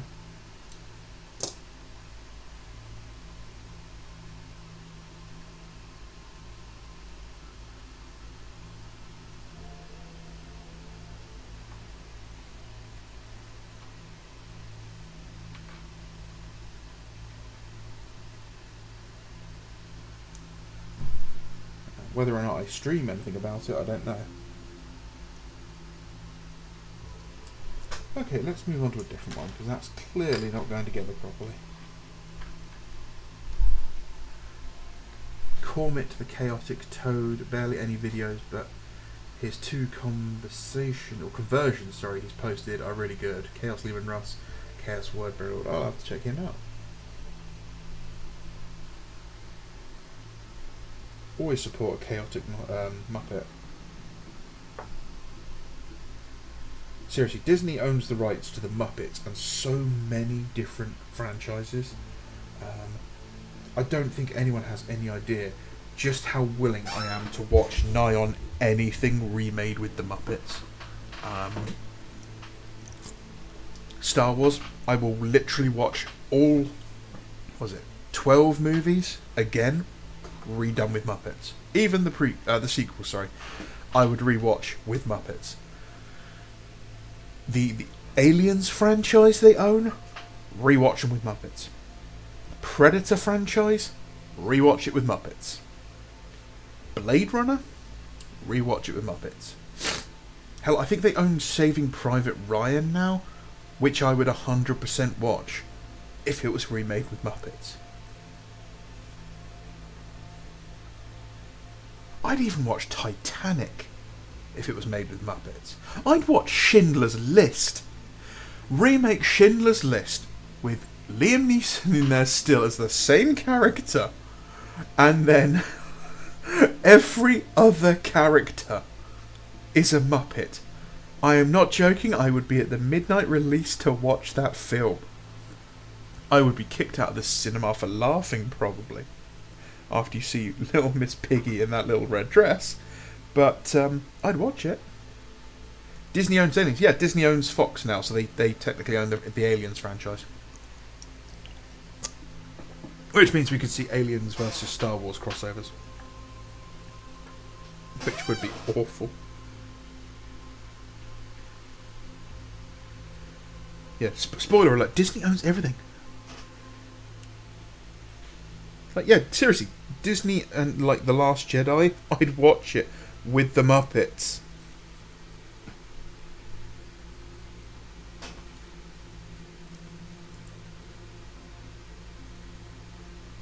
I mean, can you imagine that bit with Rose and Finn, where Rose is like, "Oh, we don't beat our enemies by destroying what we hate. We win by saving what we love," and she, absolutely fucks the rebellion so she can go and steal a kiss from John Boyega. Imagine if Miss Piggy's the one that, like, smashes her out of the way with her speeder bike.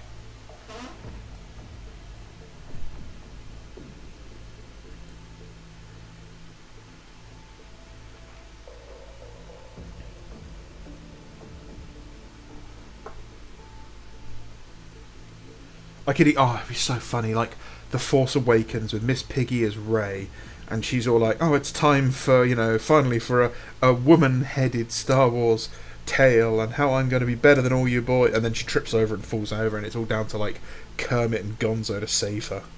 Oh, it'd be so funny. That'd be such a great parody of modern cinema as well.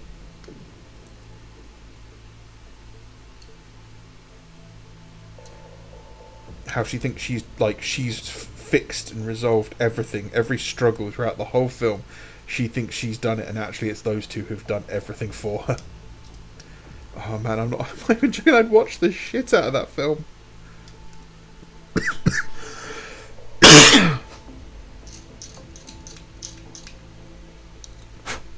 Seriously, Muppets remake of literally every single movie that Disney owns. Have I ever considered doing a video showcasing all my eyes? I have. I'll let you in on a little secret. I live like a pig. My workshop is a tip, basically. Unfortunately, one of the wonderful little things you get to deal with when you're on the spectrum is known as organised chaos, which is basically whatever you're hyper-fixating about will take all of your attention. Which means all my display cabinets are filled and lovely and straight and look great. Everything else, zero attention, as you can probably tell. So, yeah, it's just filled with dirty washing at the moment. Well, actually, it's all clean washing. It's all just piled up in a corner. But yes, I mean, once I've tidied up and actually got some more storage space in here, the plan is to do a big showcase to show off all my models, what my plans are for the future, and my plans for storing everything. But that won't be for a while, unfortunately.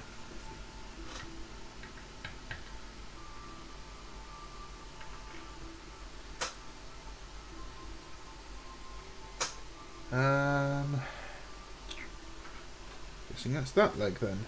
Yep.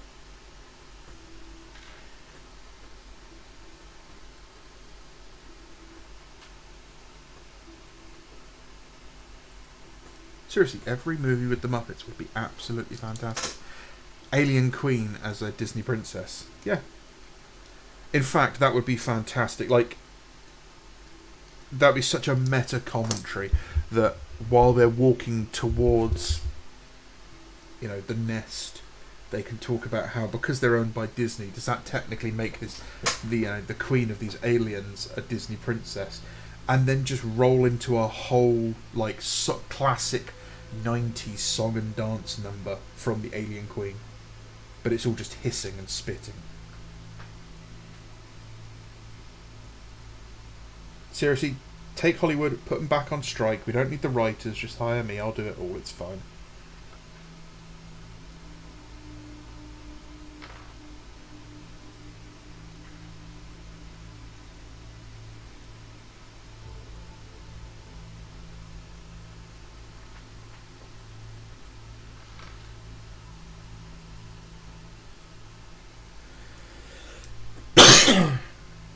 Yeah, Disney owns a lot of stuff, but unfortunately they have poisoned the well quite dramatically.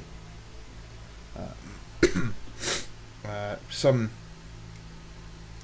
what they call consultants estimate that Disney has done so much damage to their own brand that they will never survive. They'll never recover to where they were back in the early 90s. Which is alarming, to say the least, but also rather entertaining because it couldn't have happened to a nicer, litigating happy company.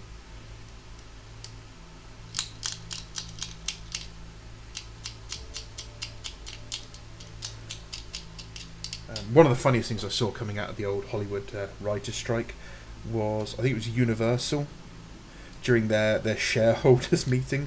They basically came out and said, yeah, it's been a really good month for us so far since the strike started. We've actually lost the least amount of money ever, like for the last, like, this whole year.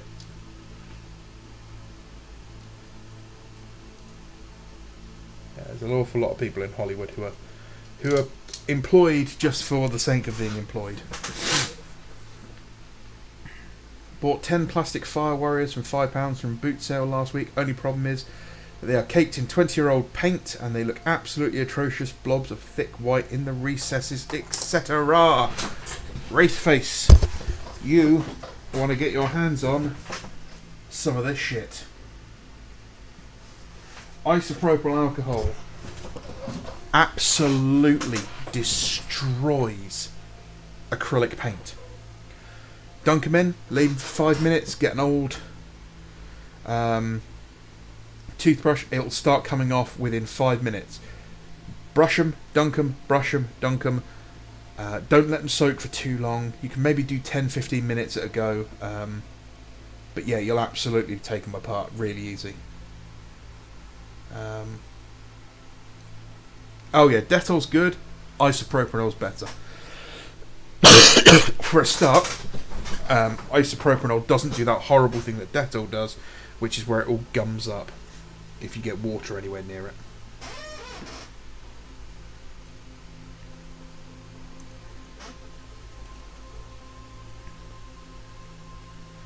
Yeah, Dettol, unfortunately, you need to soak it in Dettol, brush it off, and then have a separate, like, bath of Dettol ready to then wash it off in again.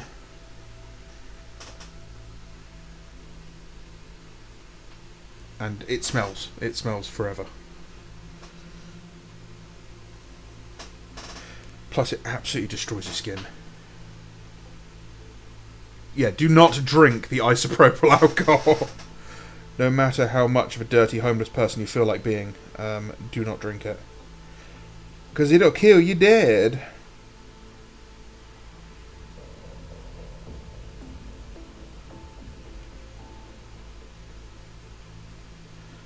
Come on, stick together. Where can I buy isopropyl alcohol? Now you have to go to a specialist retailer. You can find them at www.amazon.co.uk. No, literally pretty much anywhere. You can also use methylated spirits. Isopropyl alcohol's better. Meths are better for, like, cleaning the brushes.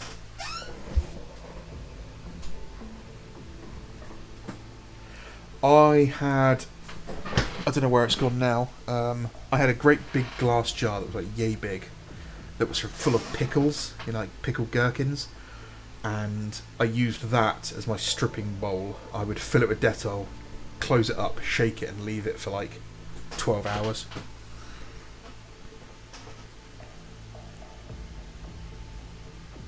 BioStrip's another really good one.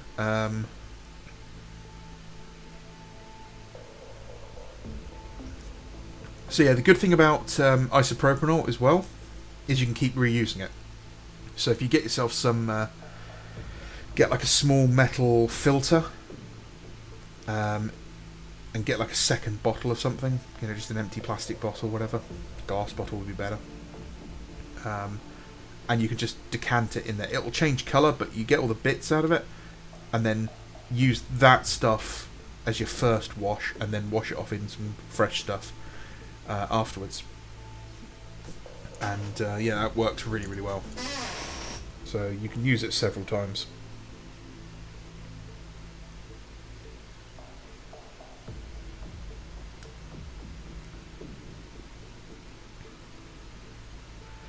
I got in trouble at when I worked at Games Workshop for teaching a kid how to strip his models. There was method behind my madness, though. I told him how to strip his models because he was so depressed that he couldn't paint properly, and I explained to him how he can do that so he can paint them again. And he did. My boss had a go at me and was like, "Look, don't do that because the kid's not going to buy any more models now. He's literally just going to, just keep stripping the ones he's got." I'm like, look, that kid was like about to quit the hobby. He was on the verge of tears. And the next week, he came in with his mum, and he bought like the 160 quid Space Marine Battle Force because, and his mum said like he was so upset with how he couldn't paint, but then he, told her how like this guy at the shop had told him how to save his models, and he learnt how to do it again. He actually got better, and he decided to spend his birthday money on more models instead of giving up. I was like, suck a dick. It's called investment. Yeah, make sure you wear gloves if you're using any sort of chemicals, guys. It's they're cheap. They're very cheap. Yeah, when I used Dettol, it dried my fingers out and it split basically all the way down, and it was very, very painful. Yes, great for fixing pigments. What I do is I take a little bit of isopropanol into a cup, and then I mix them with the pigments into like a slurry, and then you just paint that on, and it fixes them in place really, really well. They look much better than if you just brush them on.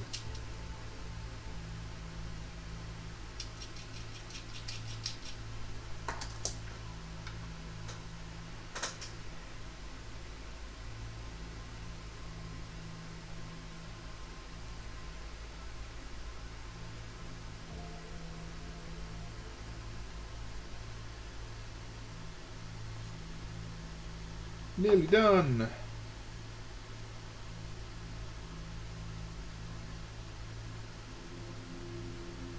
Now the real question is, do I give these veterans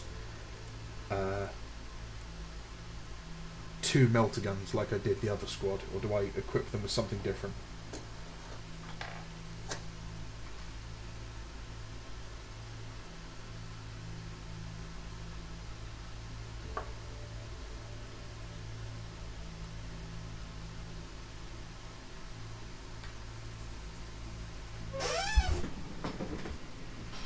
Whew, it is warm in here.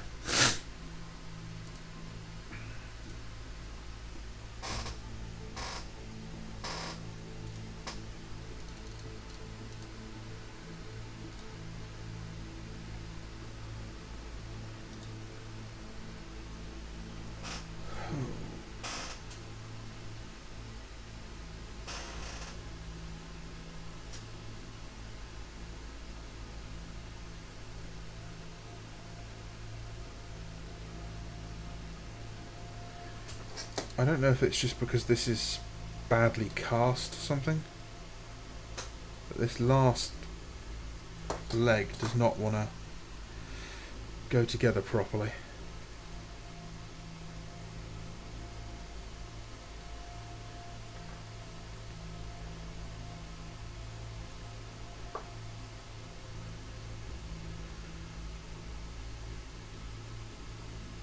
But we'll get there eventually. Reason will prevail. From what I've heard, former employees of G were to say, Fantasy sold poorly. Yeah, it did. Fantasy sold really, really well up until a point. Fantasy then sold poorly near the end for several reasons. It just the game sizes became too big, basically.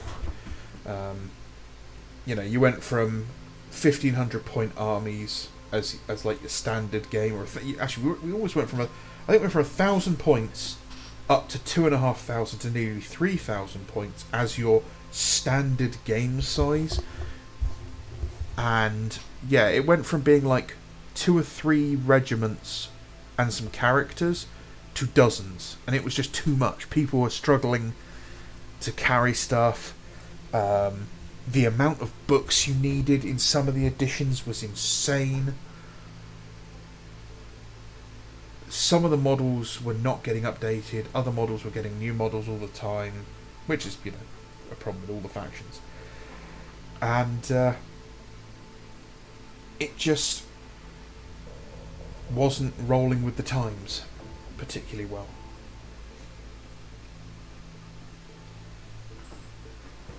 I think being more majority plastic and being on larger bases, so you've got more room to work, is going to definitely play into the favour for the old world.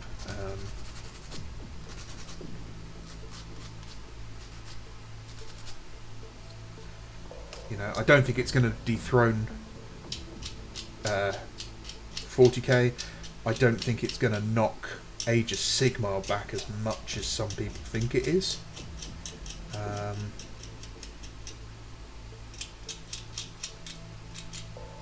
think Age of Sigmar's got its Soylent fan base quite well entrenched. But I think it'll be a solid game. It very much depends on how well GW support it, really. And the pricing. The pricing is going to be the number one factor on whether or not the old world flourishes or just sinks to the bottom. Because if it costs basically modern prices for models that came out 15 years ago, it's just going to die. It really is. People won't care. I'm not buying 10 regular Bretonnian knights for 30 quid. That's just simply, it's too much for when you look at them. So for let's take a modern GW sprue. This is the squat prospector gang. You can see that there is very little space here on this sprue. I actually have a fantasy sprue around here somewhere. Where is it? Okay, actually this will work. That's an old scout biker sprue. You can see just how much room is around each part. This would have been considered a dense sprue compared to a lot of the fantasy kits.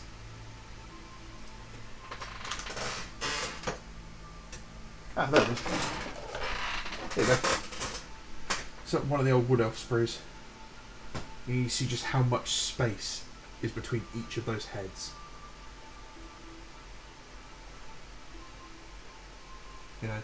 That area alone on a modern sprue would contain 4 or 5 times that number of pieces.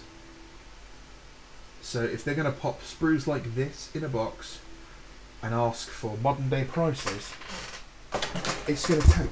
It's going to tank hard. So the only way they can get around it is if they pack those boxes and just make them ridiculous, number of models. So instead of being 10, Knights of the Realm, it's going to be a box of 25 or 30 of them.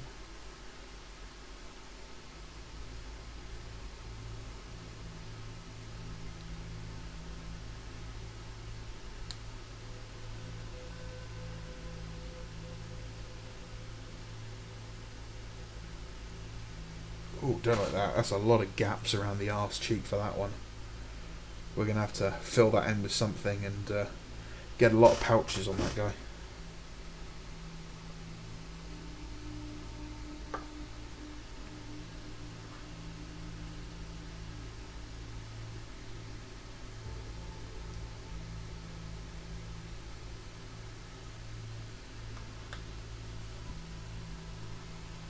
Oh, there we go. I've got super glue on my shirt. There we go. The last of my t-shirts that didn't have super glue on them has fallen.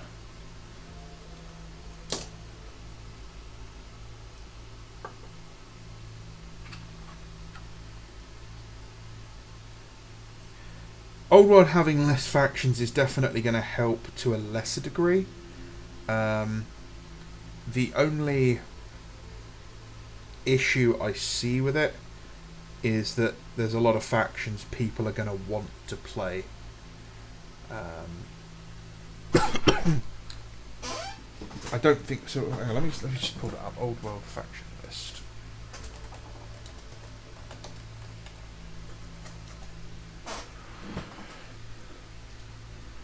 So, what have we got? Core factions: Empire of Man, Dwarven Mountain Holds, Kingdom of Bretonnia, Wood Elf Realms, High Elf Realms, Orc and Goblin Tribes, Warriors of Chaos, Beastmen, Bray Herds, Tomb Kings of Khemri. Well, for a start, the fact that they haven't got equal numbers on them is really dumb.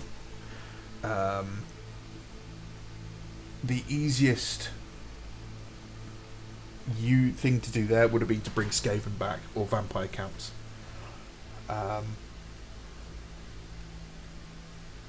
Skaven would have been the better one, in my opinion.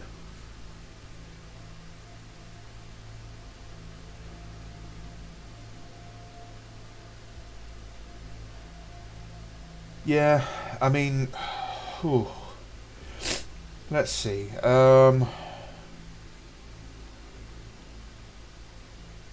High Elves will be relatively easy to do. The majority of their realm was already, range was already in plastic.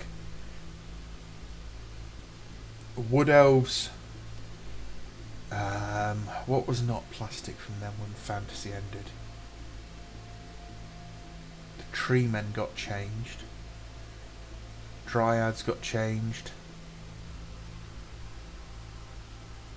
I think the one that's going to suffer the most actually would have been Bretonnia and the Dwarves. And the Beastmen. Because most of them were metal.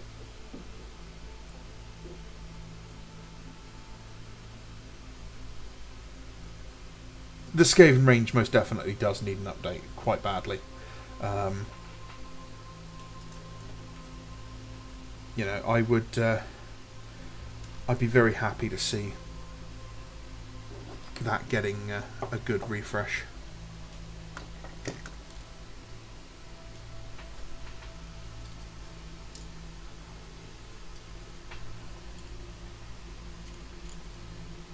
Yeah, no, I reckon they'll do some campaign books or something, and then they'll just start dropping extra armies in.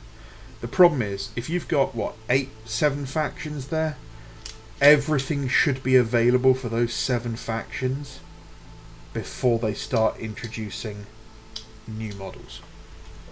Now, whether or not that's in plastic or resin or metal, don't really care, as long as it's available.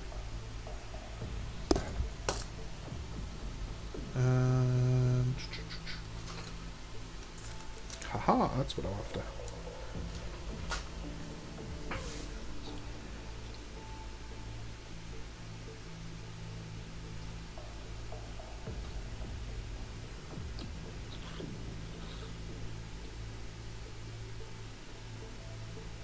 Yeah, that'll be our sergeant's body.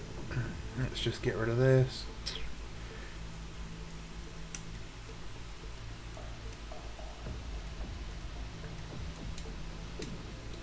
I'm really hoping we get the Island of Blood released again. That would be really great.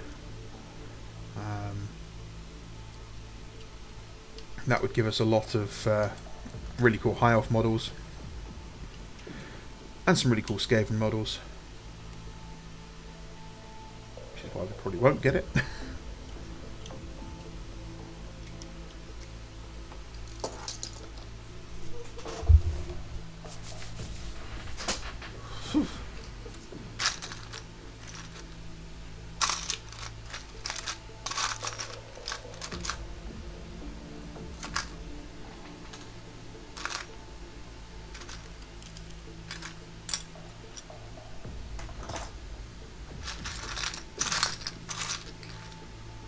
I like to organise my bits into pot o bits.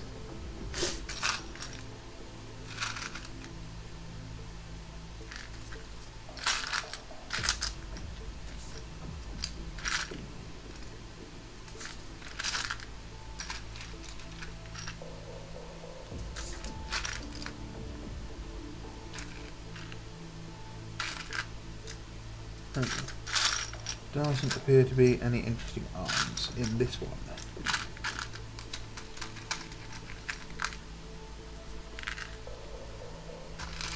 But there is a melt bomb.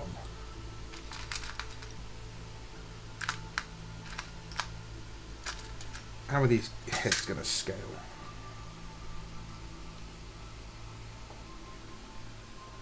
They're a little big. Save those for the Emperor's Children. Yeah, I like Skaven. I've never had a Skaven army. I want a Skaven army. I playing Total War 2 and playing as Clan Moors. I really want to do like the Crimson Guard, Queek Head Takers, just legions of Storm Vermin. I think it'd be so much fun.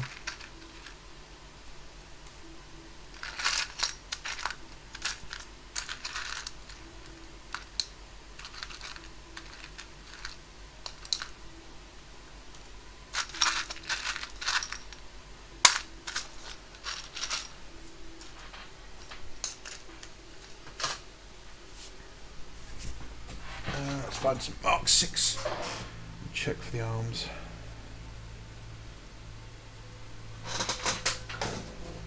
That's the one I'm after.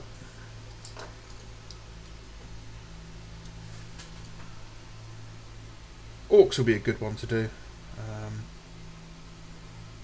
What I really want is a redone Illyrian or Eltherian, the Warden of the North or whatever he was called. The guy on the Griffin for the High Elves. Because as a kid, that was one model I always wanted but could never have. I think I got him in the end actually. But I just remember I definitely had something like that. It might have been him. But it was just such a pain in the arse to build because it was a huge metal model and it was lead. It wasn't white metal, it was still lead at the time.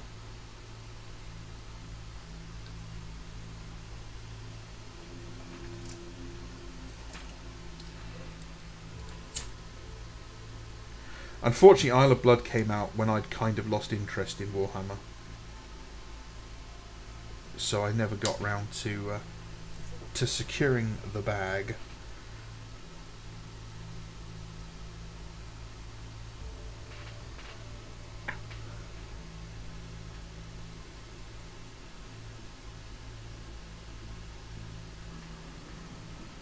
But High Elves were my first fantasy army, so I would very much like to do a High Elf army.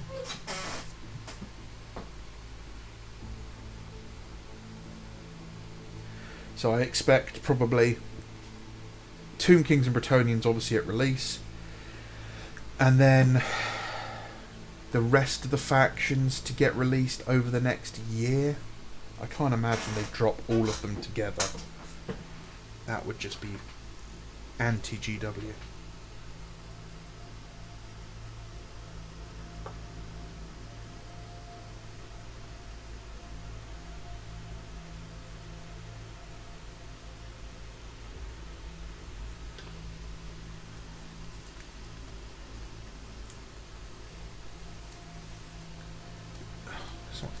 Super glue on my fingers that I've lost all my ability to grip.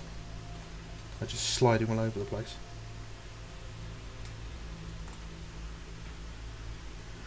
Is that okay? That looks fine, right? I don't need to do anything to that. Alright. I apologise for the noise.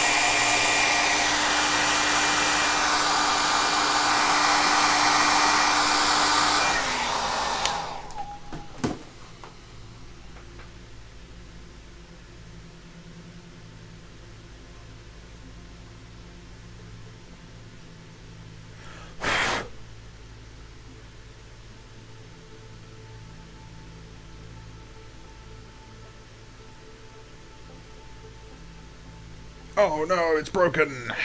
Bugger. Oh well, it's definitely straighter, but being broken, that's no good.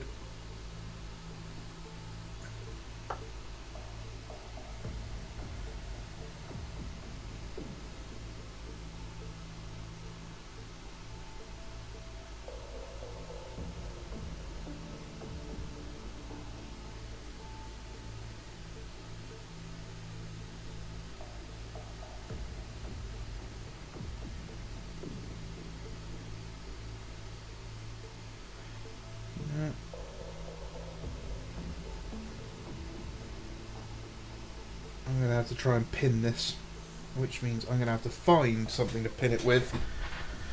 Have I? Where have I got some wire that's fine enough for that?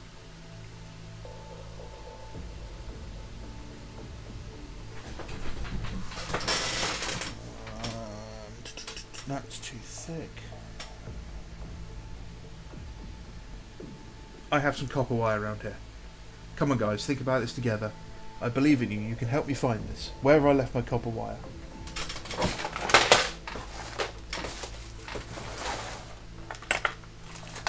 You're not believing in me hard enough, guys, come on. Aha, got it.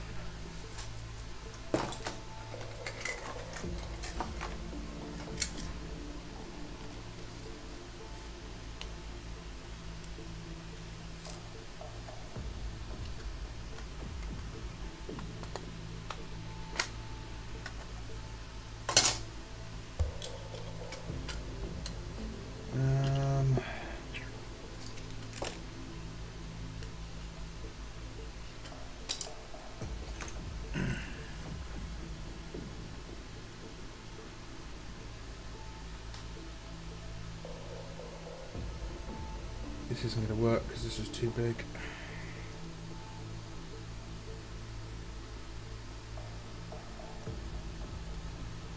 That might just about work.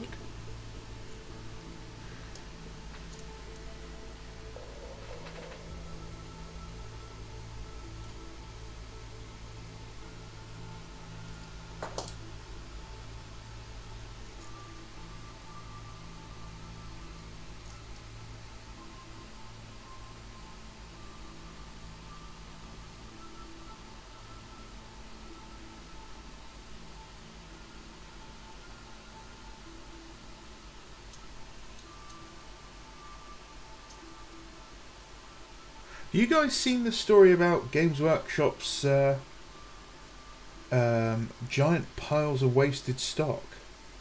So, a while back, a guy flew a drone over Games Workshop's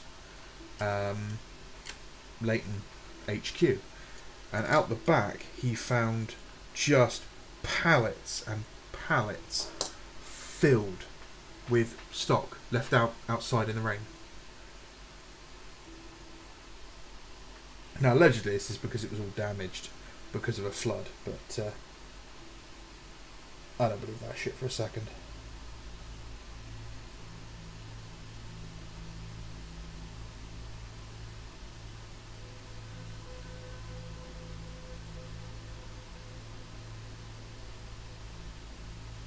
Oh, this part is almost too fine to pin. I don't like it.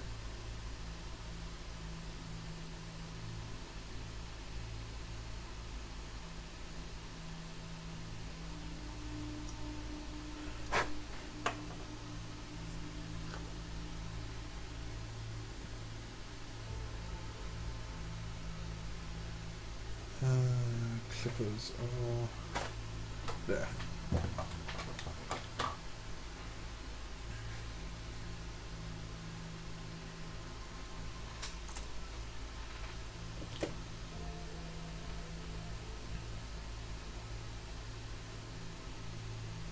Oh, it absolutely would. Yeah, if they sold their defunct stock off at a lower price.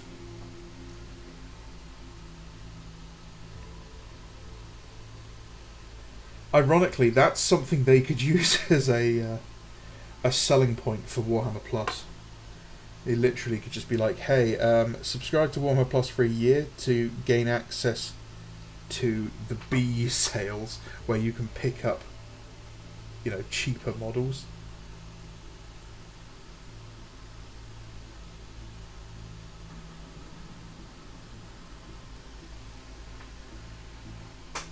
Yeah, they literally have security guards outside by the bins.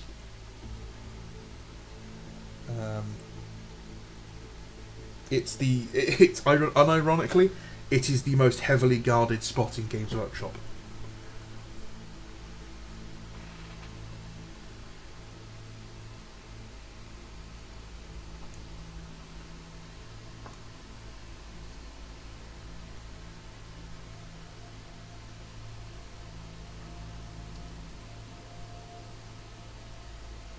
I'm not entirely sure GW isn't selling to scalpers anyway.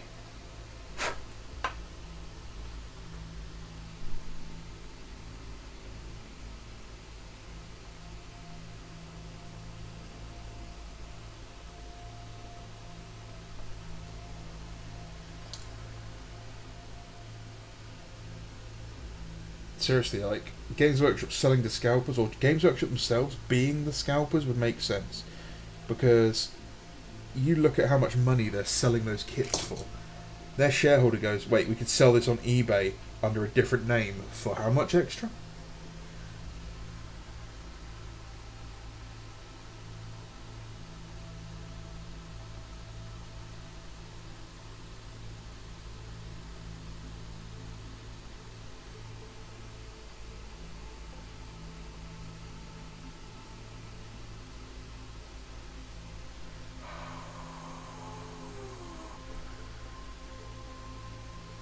A lot of the non-retail staff at Games Workshop don't know anything about Games Workshop.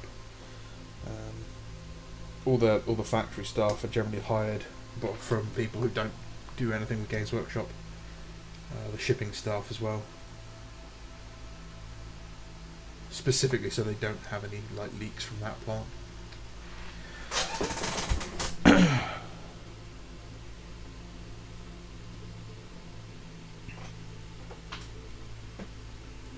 Games Workshop could make a fortune literally by throwing up mystery boxes. Going, it's £100. You'll get £100 worth of models and hobby stuff in here, and selling those as like a regular thing.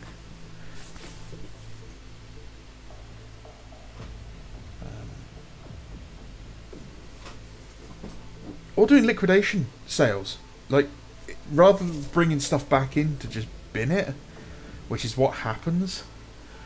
You know, if they go like, oh, we've decided to stop selling Cursed City, for example.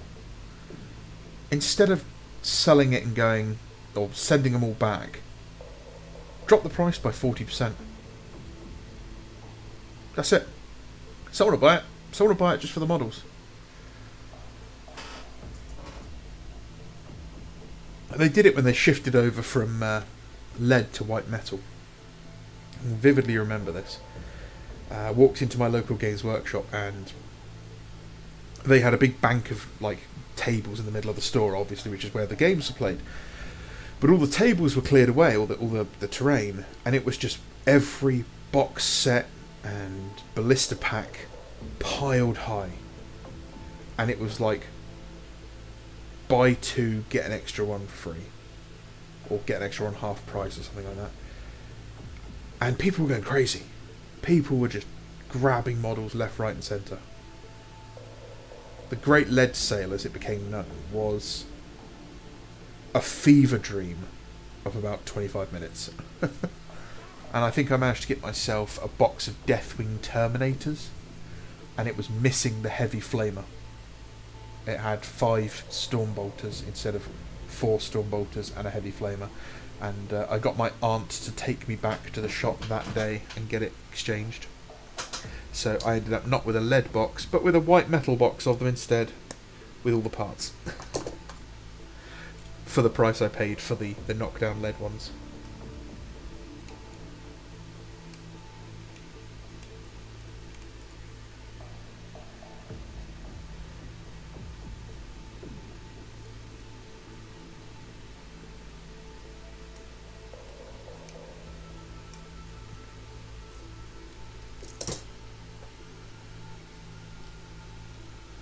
Used to hate scalpers when I worked at Blockbuster and Granger Games.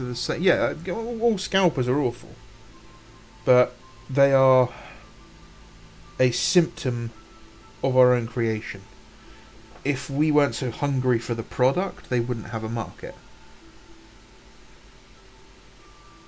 If Games Workshop was better at catering to the needs of the community, they wouldn't have a market. But we're still in a position where Games Workshop is benefiting from scalpers. You know, they don't have any stock lying around that's going unsold. Everything gets gobbled up really quickly. And it means more people are going to be hyped up for the next release because they're all now fighting the scalpers for them.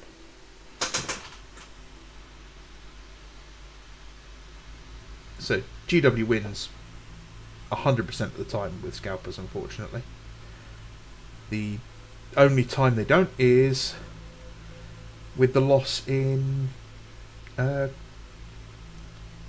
customer satisfaction, but, you know, customer trust, basically.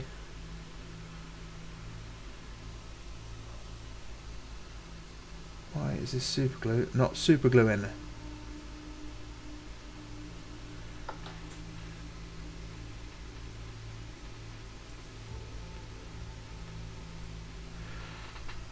What's going to be really interesting is when the bubble bursts. Because it'll happen. Games Workshop's sales bubble can't last like this. Not at the speed they're increasing. So it's going to be really interesting to see how they cope when their sales numbers start dropping drastically. Oh, come on, you cheap piece of Chinese garbage.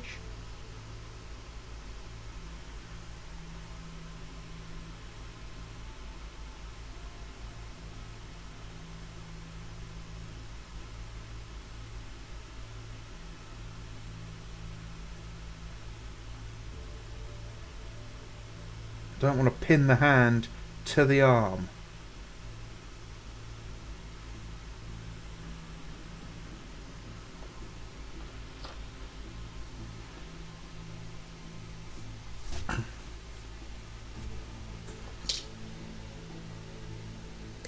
Honestly, I wouldn't be surprised to see Games Workshop in the near, 10, 15 years from now, near future,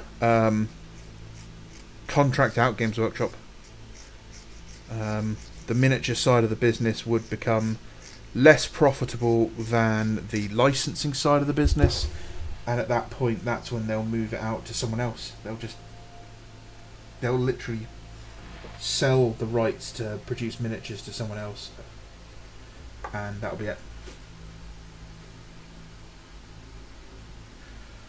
No, I don't think Warhammer Plus is long for this world.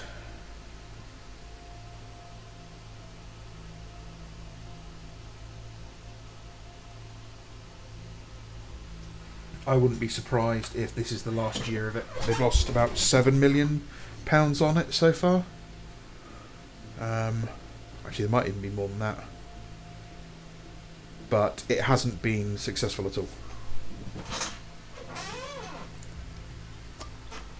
Which is a pity.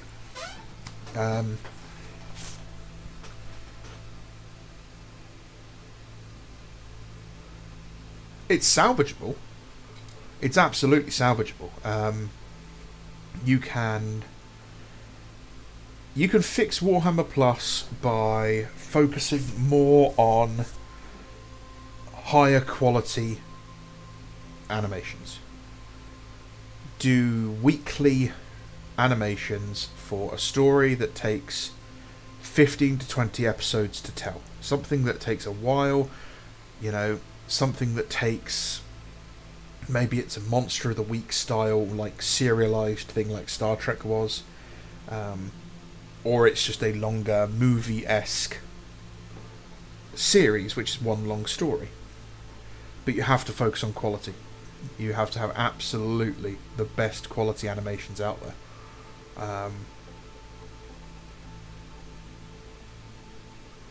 Thanks, Newman.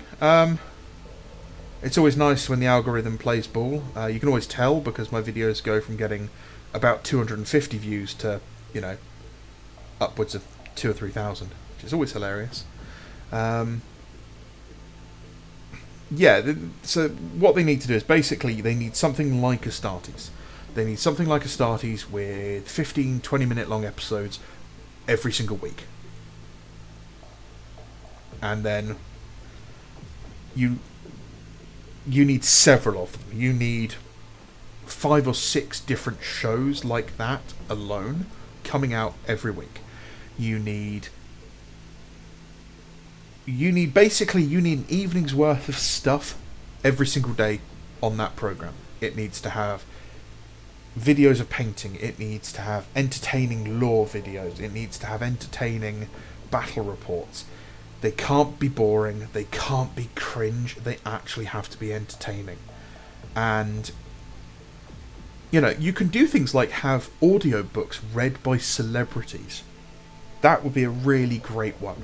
Would be, you take a celebrity, you take a book that doesn't have an audiobook currently, and you do kind of an audio novel with it, where basically they just read the book and you show artwork of what's going on, and every now and then it will cut back to, the celebrity sat in a nice high back chair on a nice kind of gothic looking set. Could you imagine that with someone like Henry Cavill? Someone with, people who've got really interesting voices. You could have some really, really cool stuff like that. You should look at doing things like licensing out and getting the Critical Role guys to go and do a campaign of Dark Heresy or whatever the current Games Workshop D&D knockoff is.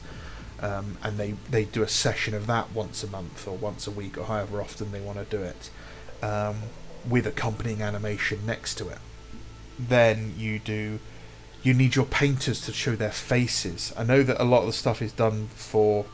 There's 2 reasons they don't show people's faces, just the hands now. And it's, one, the obvious one is so they can...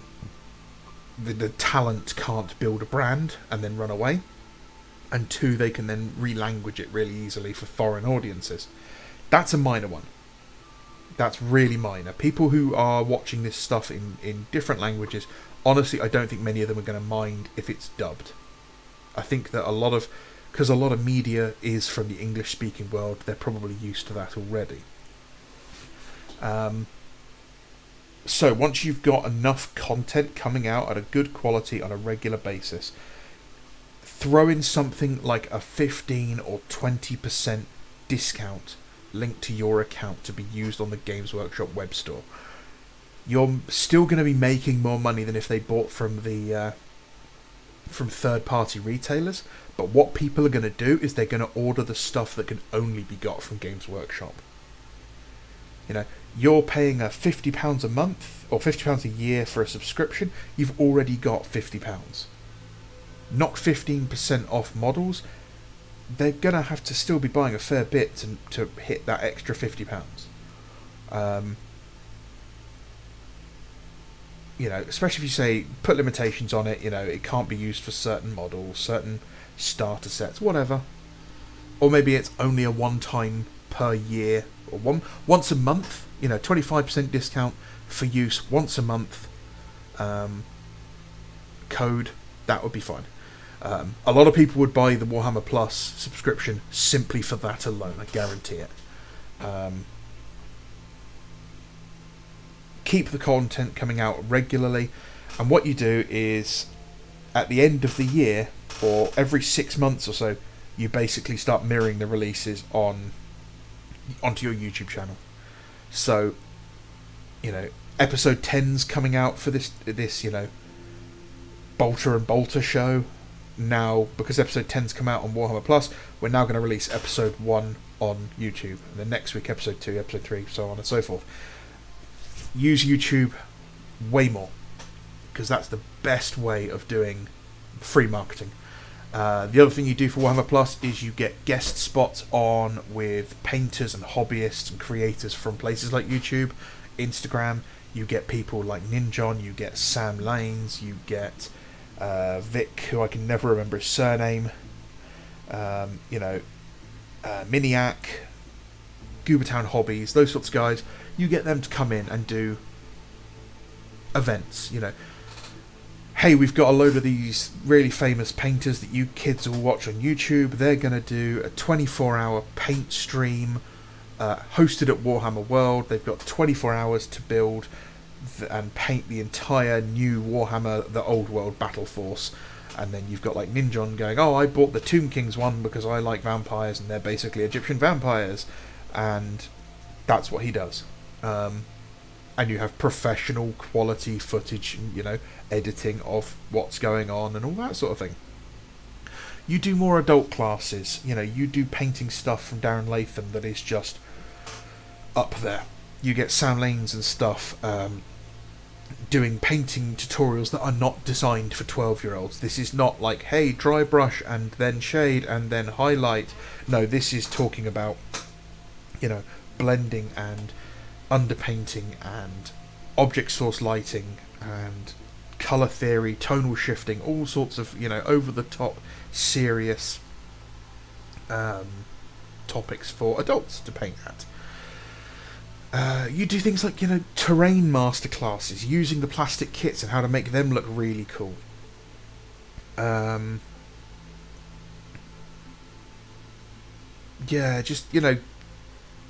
Seriously, a 90-minute a week Henry Cavill just sitting there looking at Warhammer models would get enough people subscribed to it.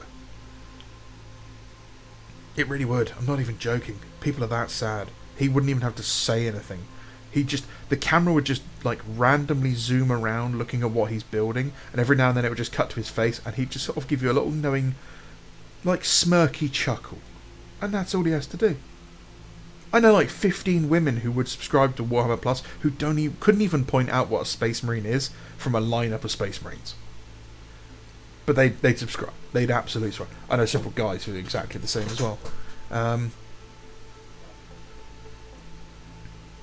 Like Forge World, all of the old Forge World books, all of the old rule books with the rules in them.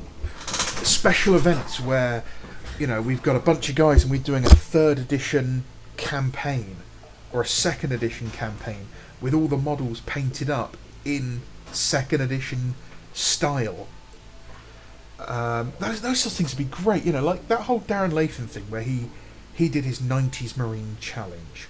You saw those 90s Marine Space Marines go from about 90p on eBay to over £100, which means there are a lot of people buying them. So why doesn't Games Workshop just kind of like go, hey, let's just do a run on these, stick them on the front of like White Dwarf so you get a free 90s Space Marine with your White Dwarf, and do that again in the magazine or on Warhammer Plus. Hey, go pick up your next copy of White Dwarf because then you can join in and take a photo and hashtag, White Dwarf 90s Space Marine or whatever. A lot of these things won't happen because Games Workshop needs you in a vacuum chamber. You must be only aware of them. You cannot have any exposure to the outside world. The really smart move would be to get all sorts of really interesting people out there with all sorts of really interesting hobby equipment and techniques and shit like that. Here's how you paint with oils. Here's a Forge World weathering masterclass, and we're going to use oil paints. We're going to use fucking Tamiya weathering powders, all sorts.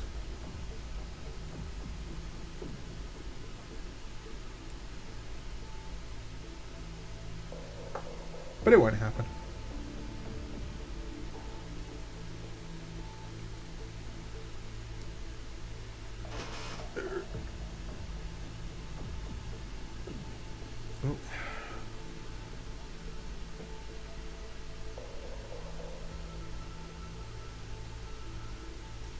This super glue is terrible.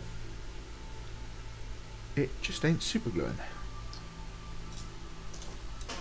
So yeah, that incredibly long rant of mine would be how I would fix Warhammer Plus.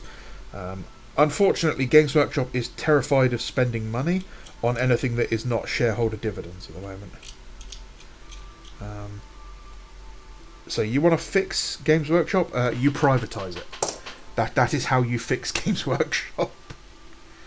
You privatise it. You make it focus on customer retention and customer satisfaction over income. Maka has done a great video on this where he talked about how one of the things he would do is make it so that the stores no longer have sales targets, which is absolutely correct. It's the best way of doing it. I actually expect the term Primaris to disappear, maybe not next edition, but probably by the edition after. If I'm going to be honest, they'll rebrand it to just Space Marines. I think the word Primaris has too many negative connotations now, and I think people have, like, they hate Primaris enough that they'll just get rid of it. Fuck. Clumsy Bando.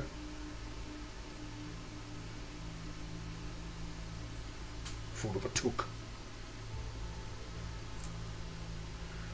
Mike, don't lie. There is no way on God's green earth you think.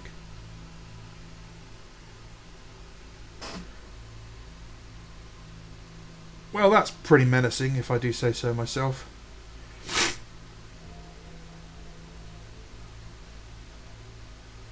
Seriously, I like those knee pads look great, but they're almost identical to Primaris knee pads, which I hate. Why do I like those and I hate the Primaris ones?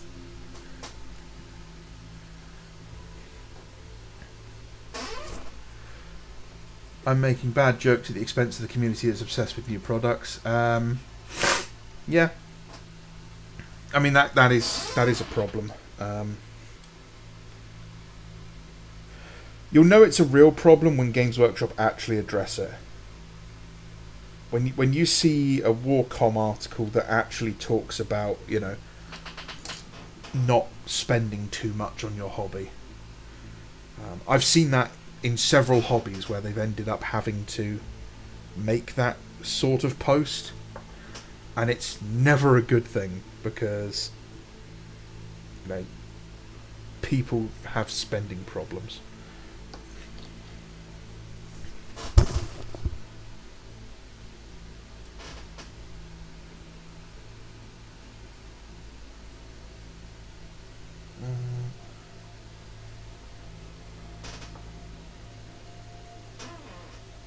Don't get me wrong, like, if I had obscene amounts of money, I'd be buying more Warhammer.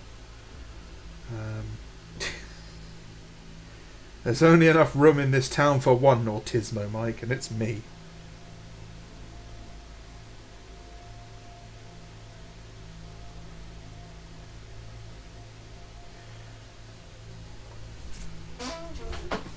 Yeah, I would be buying more Warhammer. Like, if money was no problem, if I had infinite amounts of dollar in the bank, yeah, I'm gonna buy all sorts of stupid shit. My Argonaut themed Ultramarines, for example, the story revolves around them in a Storm Raven called the Argo. Not Storm Raven, sorry, Stormbird. Of course, I'm gonna buy a Sokar pattern Stormbird. I'm probably going to pay for someone to build it for me, because frankly I'm not going to do that. Yeah, those things are mad.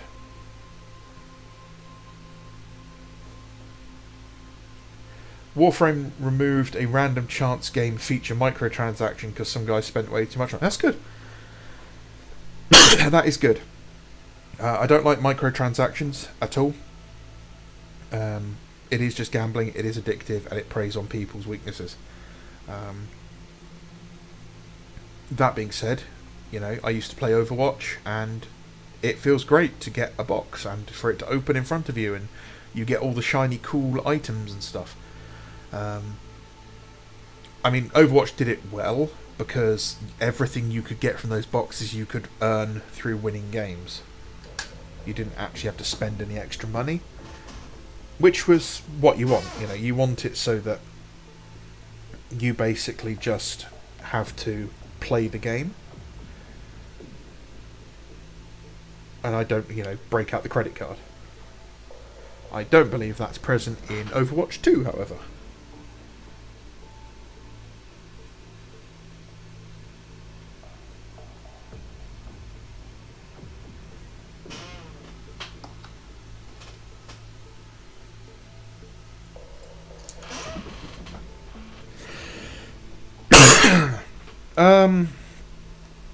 I don't know if the company would be in a better place if the Outer Circle was in charge.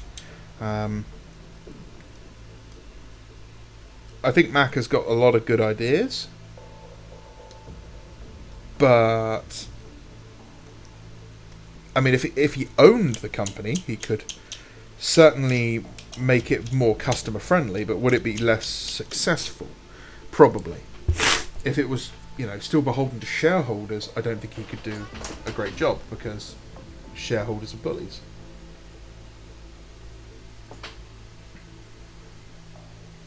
I need to find the other arm first, don't I? I need the Mark IV arm sprue, which is none of those. That's handy.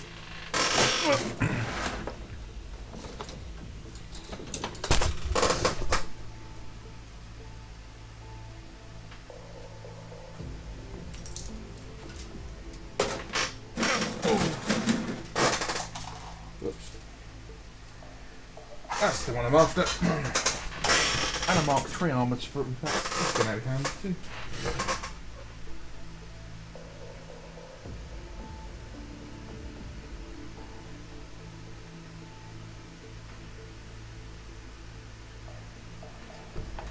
It's a pity that all the Chaos heads are just so weird now.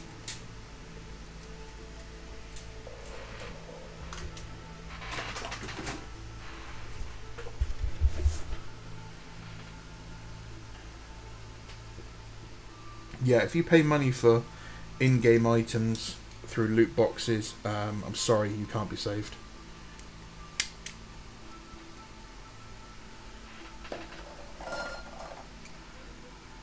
It's up to you as his friend to shame him now. It's the only way to save things.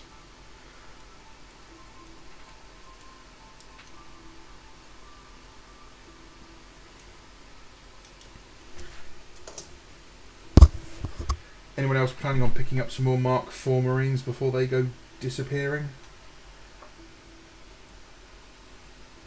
Let's see if I can get at least another box of 20. I may just buy some from China, I don't know. We haven't decided yet.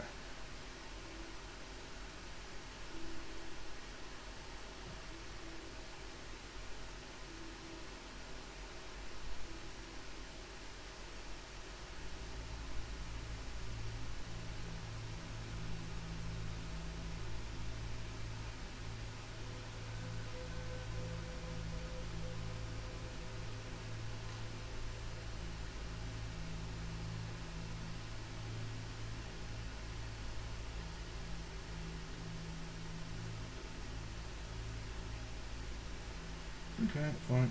It's clearly the wrong arm.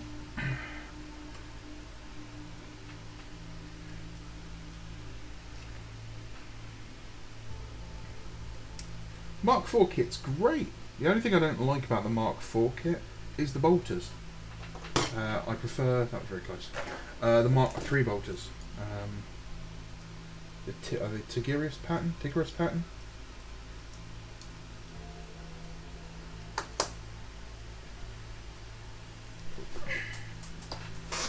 Gosh darn it, I'm just so clumsy. No, that's gone, Jim. We ain't finding that one again. Oh dear. We get the third arm off the sprue now. Yeah, it's just the only part I don't like is these pattern bolters.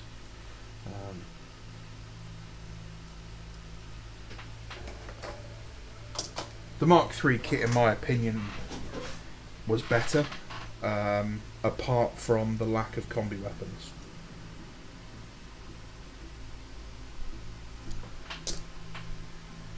They feel too squat. The proportions of leg poses are weird. I mean, they are. They're very squat, you know, for what they are.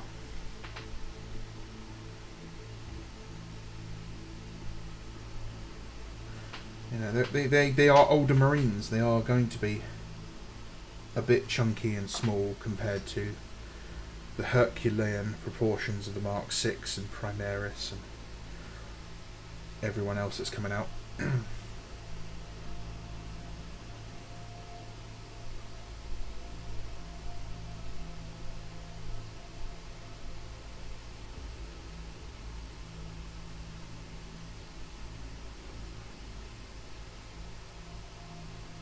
Really? We've got another arm that doesn't fit properly. Getting a little sick of that, this.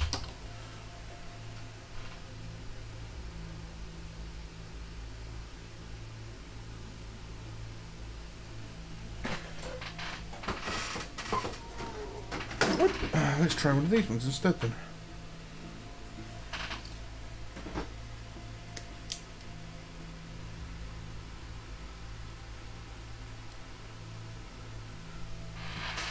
I dislike it when everyone says that Primaris Marines look like they're wearing Mark IV armour. I don't know if it's just the TISM, but it's just so wildly different.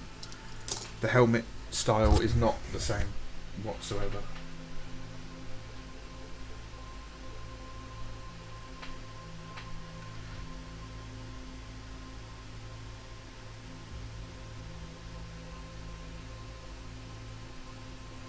Oh, look, it fits when it's a Mark III arm. You bastard. Fine.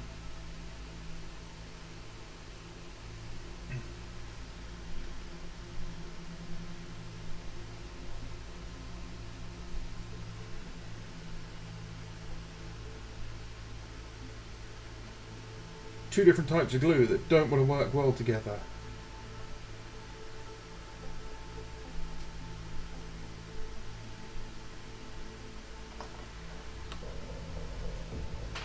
I've seen families pay hundreds of pounds in one go on FIFA points. Oh yeah, yeah, FIFA points are bad.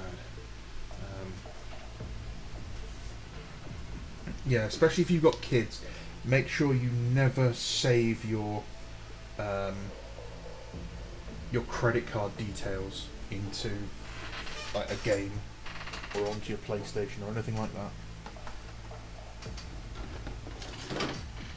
You're always hearing about kids spending a fortune of their parents' money on those sorts of things.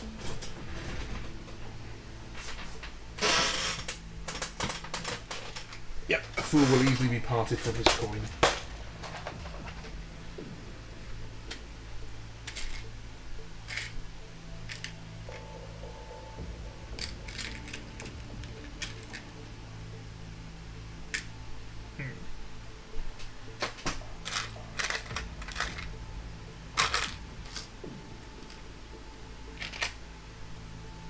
Oh, those are all 40k style melters, so I can't use any of those. What a pity.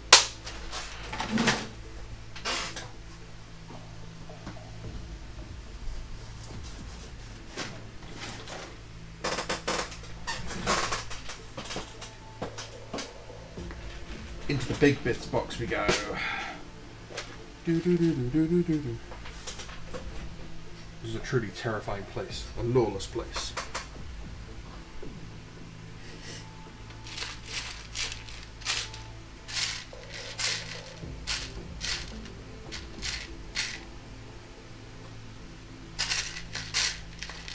Nope, doesn't look like there's any melter guns in there either. Have we really run out of Mark III melter guns? Has it truly happened? Well, that's depressing.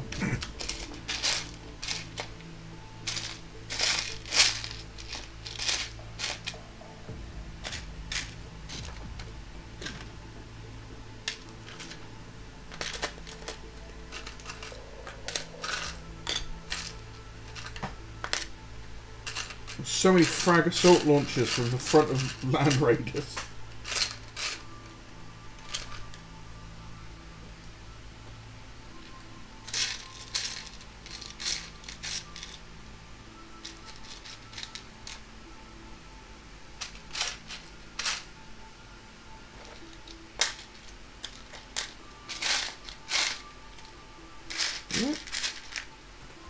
No melter guns in there, that's a pity. People from my sixth form got mysteriously ill the week this new FIFA came out. You'd think at this point they would have grown up skipping school to play FIFA, but guess not. Yeah, no, I can see that. It happened at my last job, or the one before that, when Skyrim came out, and about 2/3 of the engineers were suddenly struck down with a malady, which was quite funny.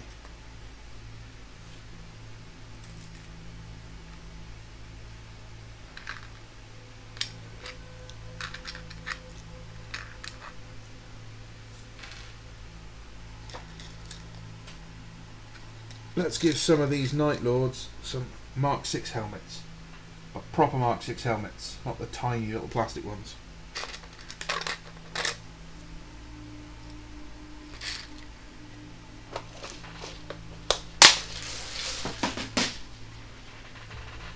When were the upscale Mark 7 Marines? Weren't they used towards the end of the Heresy? They were indeed, Havoc. They were used at the end of the Heresy and the early Scouring. And rumour has it we will be seeing a Mark 7 tactical squad. It doesn't surprise me at all. You know, they'll axe the original tactical squad when its sales start to slow down, and then yeah, we'll get the new one.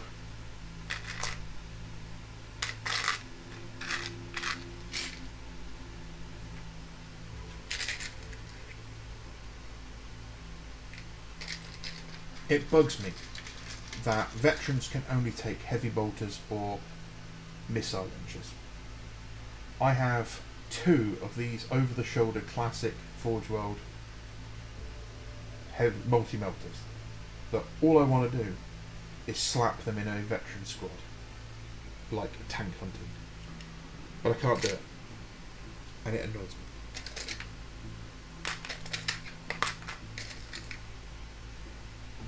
Some of these classic plasma cannons. Got 5 of these to use as well.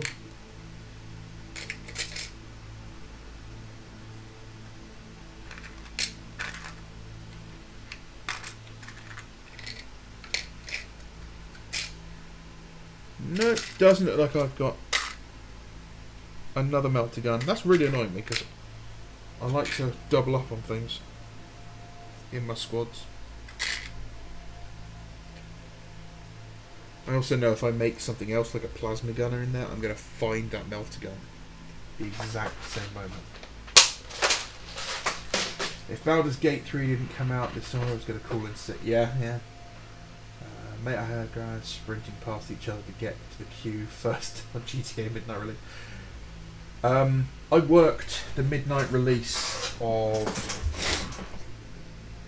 It was either Modern Warfare or it was Modern Warfare 2. I think it was Modern Warfare 2, and that had people queuing up round the corner, probably 150, 200 metres away. Yeah, people were going mad for that. We were literally like separating them at the queue, like, are you buying just the game, or are you buying a game and a console? And that was all we were selling, was that game and consoles. You couldn't actually buy anything else. It was just those 2. And yeah, man, we got through a lot of people really quickly, but there was a lot of them, and many of them had never seen deodorant.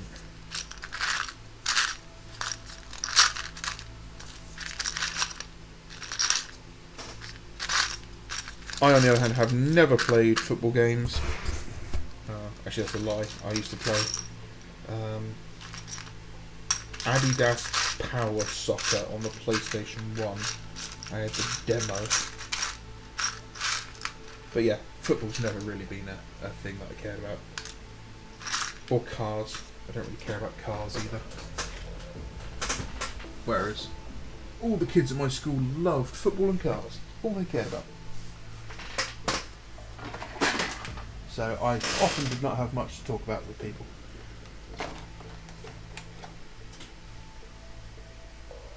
Ow. Another box to go through. Let's have a look.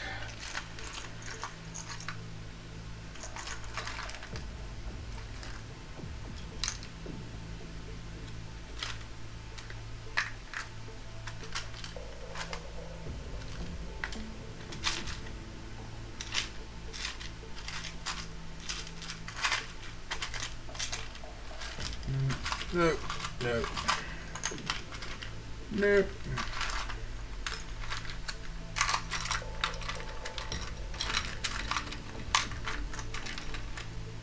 Well, that's disappointing, isn't it, folks?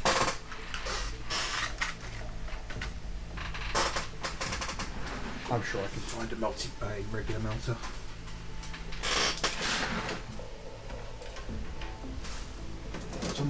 It was the Mark III kit the melter came with.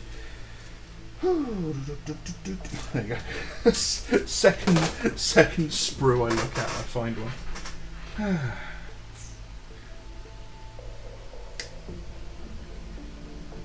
If half of these chainsaws had been with a hand on them, this kit would have been perfect.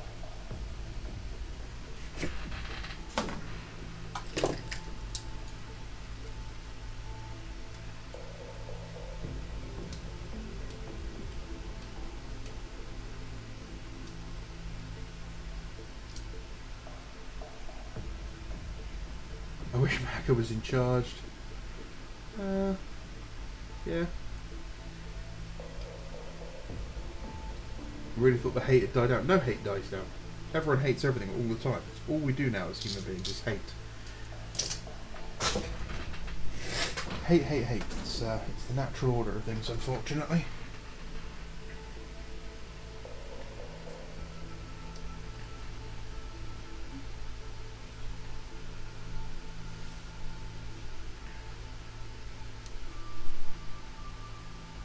Fable was a good one, yeah. I actually had a couple of friends who worked at the studio that made Fable.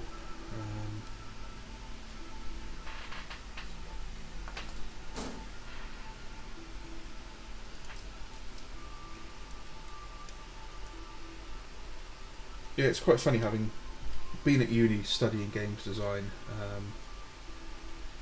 A lot of my friends are currently working on games and projects that, you know, would absolutely blow your mind, and it's really annoying that I don't get to share in that anymore.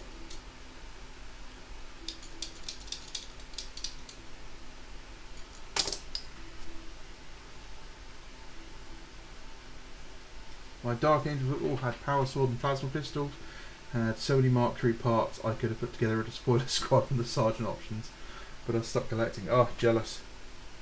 Very jealous.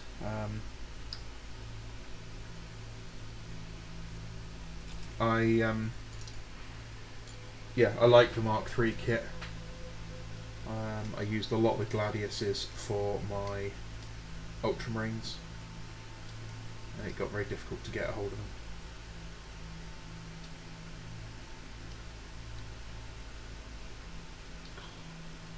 This is the worst mould line I've ever seen on a recast model.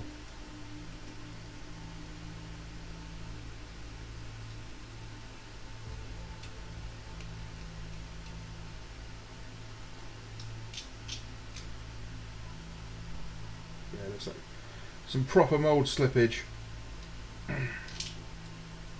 That would have been a 412 model, it would have been sent back.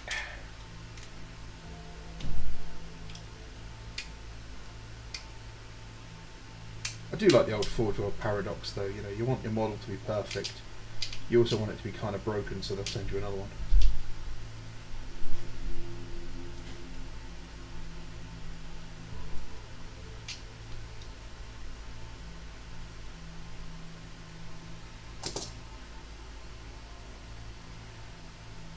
I don't know if I played Fable 3. Is that the one where you're the prince? Or is that Fable 2? I played a lot of Fable 1. A lot of Fable 1. I remember in Fable 1 where they give you a nickname, and I didn't realise there was a default nickname. So I'd literally spent 20 minutes chasing chickens and like kicking them and being a general terror. And then some guy's like, "Oh look, there's Chicken Chaser." And I was like, "Oh my god, this game is so smart, it's learned to give me a nickname based on what I'm doing." No, that's just the default nickname.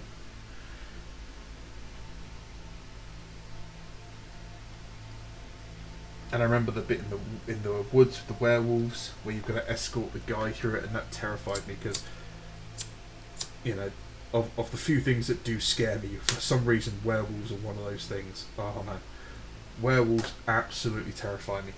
But I love werewolf movies. So that whole section where you're running through the woods and you keep getting attacked by them was stressful. Yeah, I played 3 then, but only briefly. I didn't play much of it.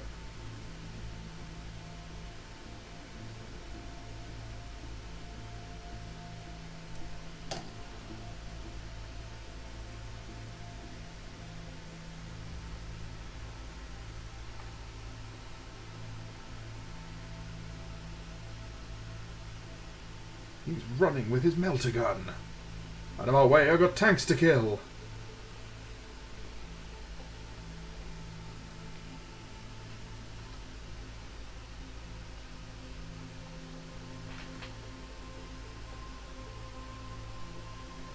Let's give him a funky Mark 6 helmet.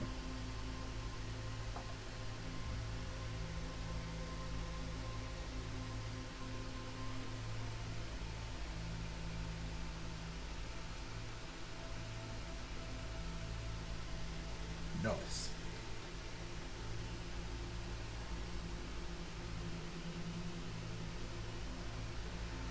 Speaking of Forge World, my Macarius went together really well once I sorted the bottom. Oh, that's good.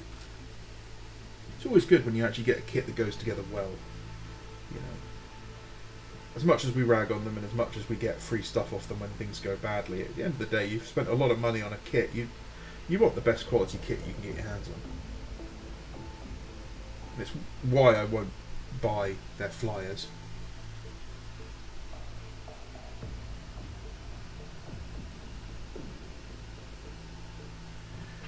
I missed out on getting my name on a headstone in Fable 2. I was gutted. The posh guy who didn't even like Fable got in just before me. Oof.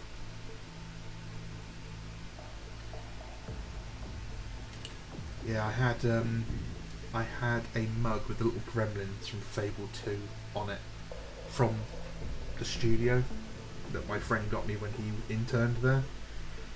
And it was like my favourite mug. It was just a plain white mug. But it had some, you know, significance to it. And unfortunately it got broken a couple of months back by either my housemate or by the cleaner. And by the way, please don't think I'm a posh affluent guy because I have a cleaner. No, I just have two incredibly depressed and lazy people living together, so we pool our money and get a cleaner once a month.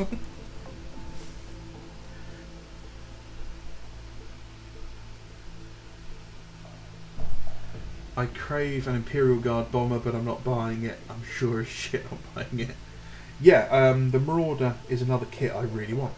I'd love both the Marauder variants, but I can't justify the price for what it is.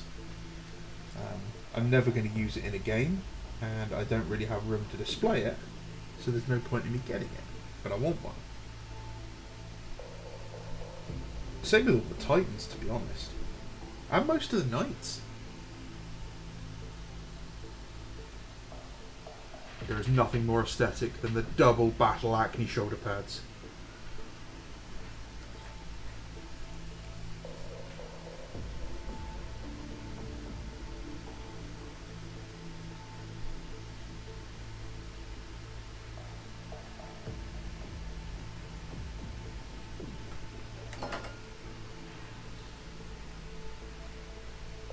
Tekken Chaser.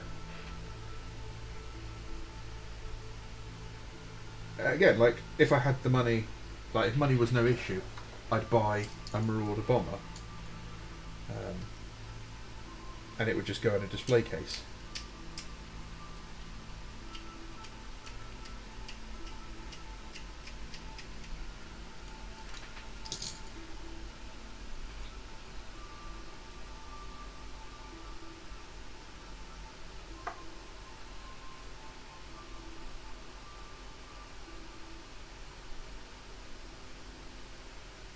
Again, if money was no issue, I'd also like to do like a diorama of the Tanith drop at Fantine, where they did the grav chute drop from all the aircraft in the dark.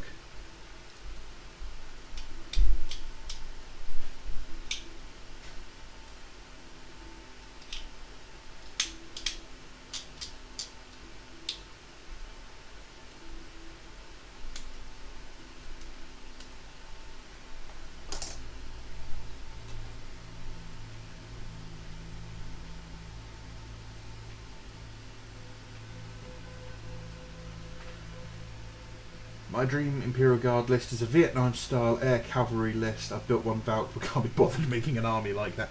I really want a Valkyrie, but I just can't bring myself to buy the kit. Again, like, I have no requirement for the kit. I want to try and build one. Sort of thing.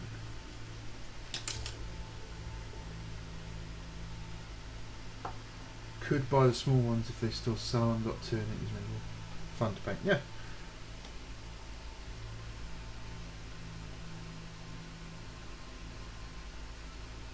I mean, that's 100% the idea, isn't it? Is buy something that's just fun to paint.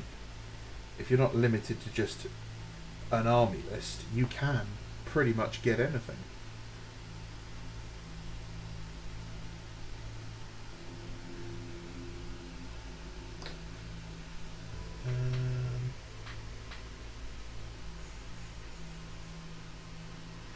I'm going to use the head from the Forge World Praetor, I think.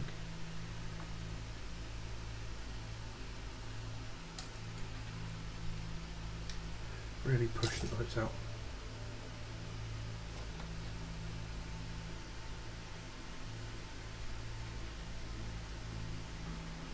Oh, that looks tits. Yep.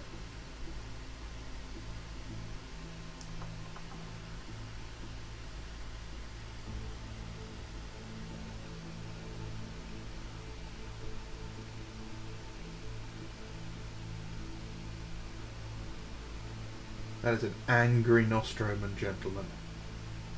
He would just like to have a brief word.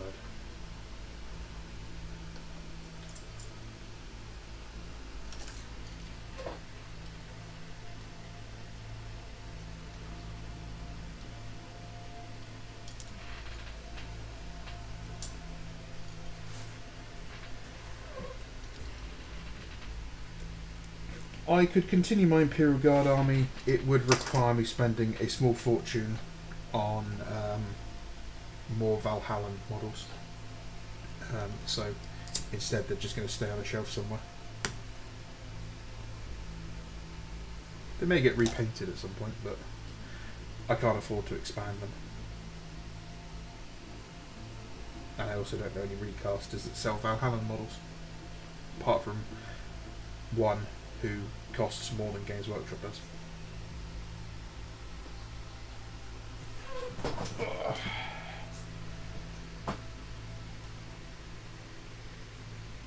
Right, it has been over 3 hours now. I got a squad semi-built. We fixed up and repaired a broken chain glaive for the sergeant, who just wants to give you a hand. He's just trying to help you up.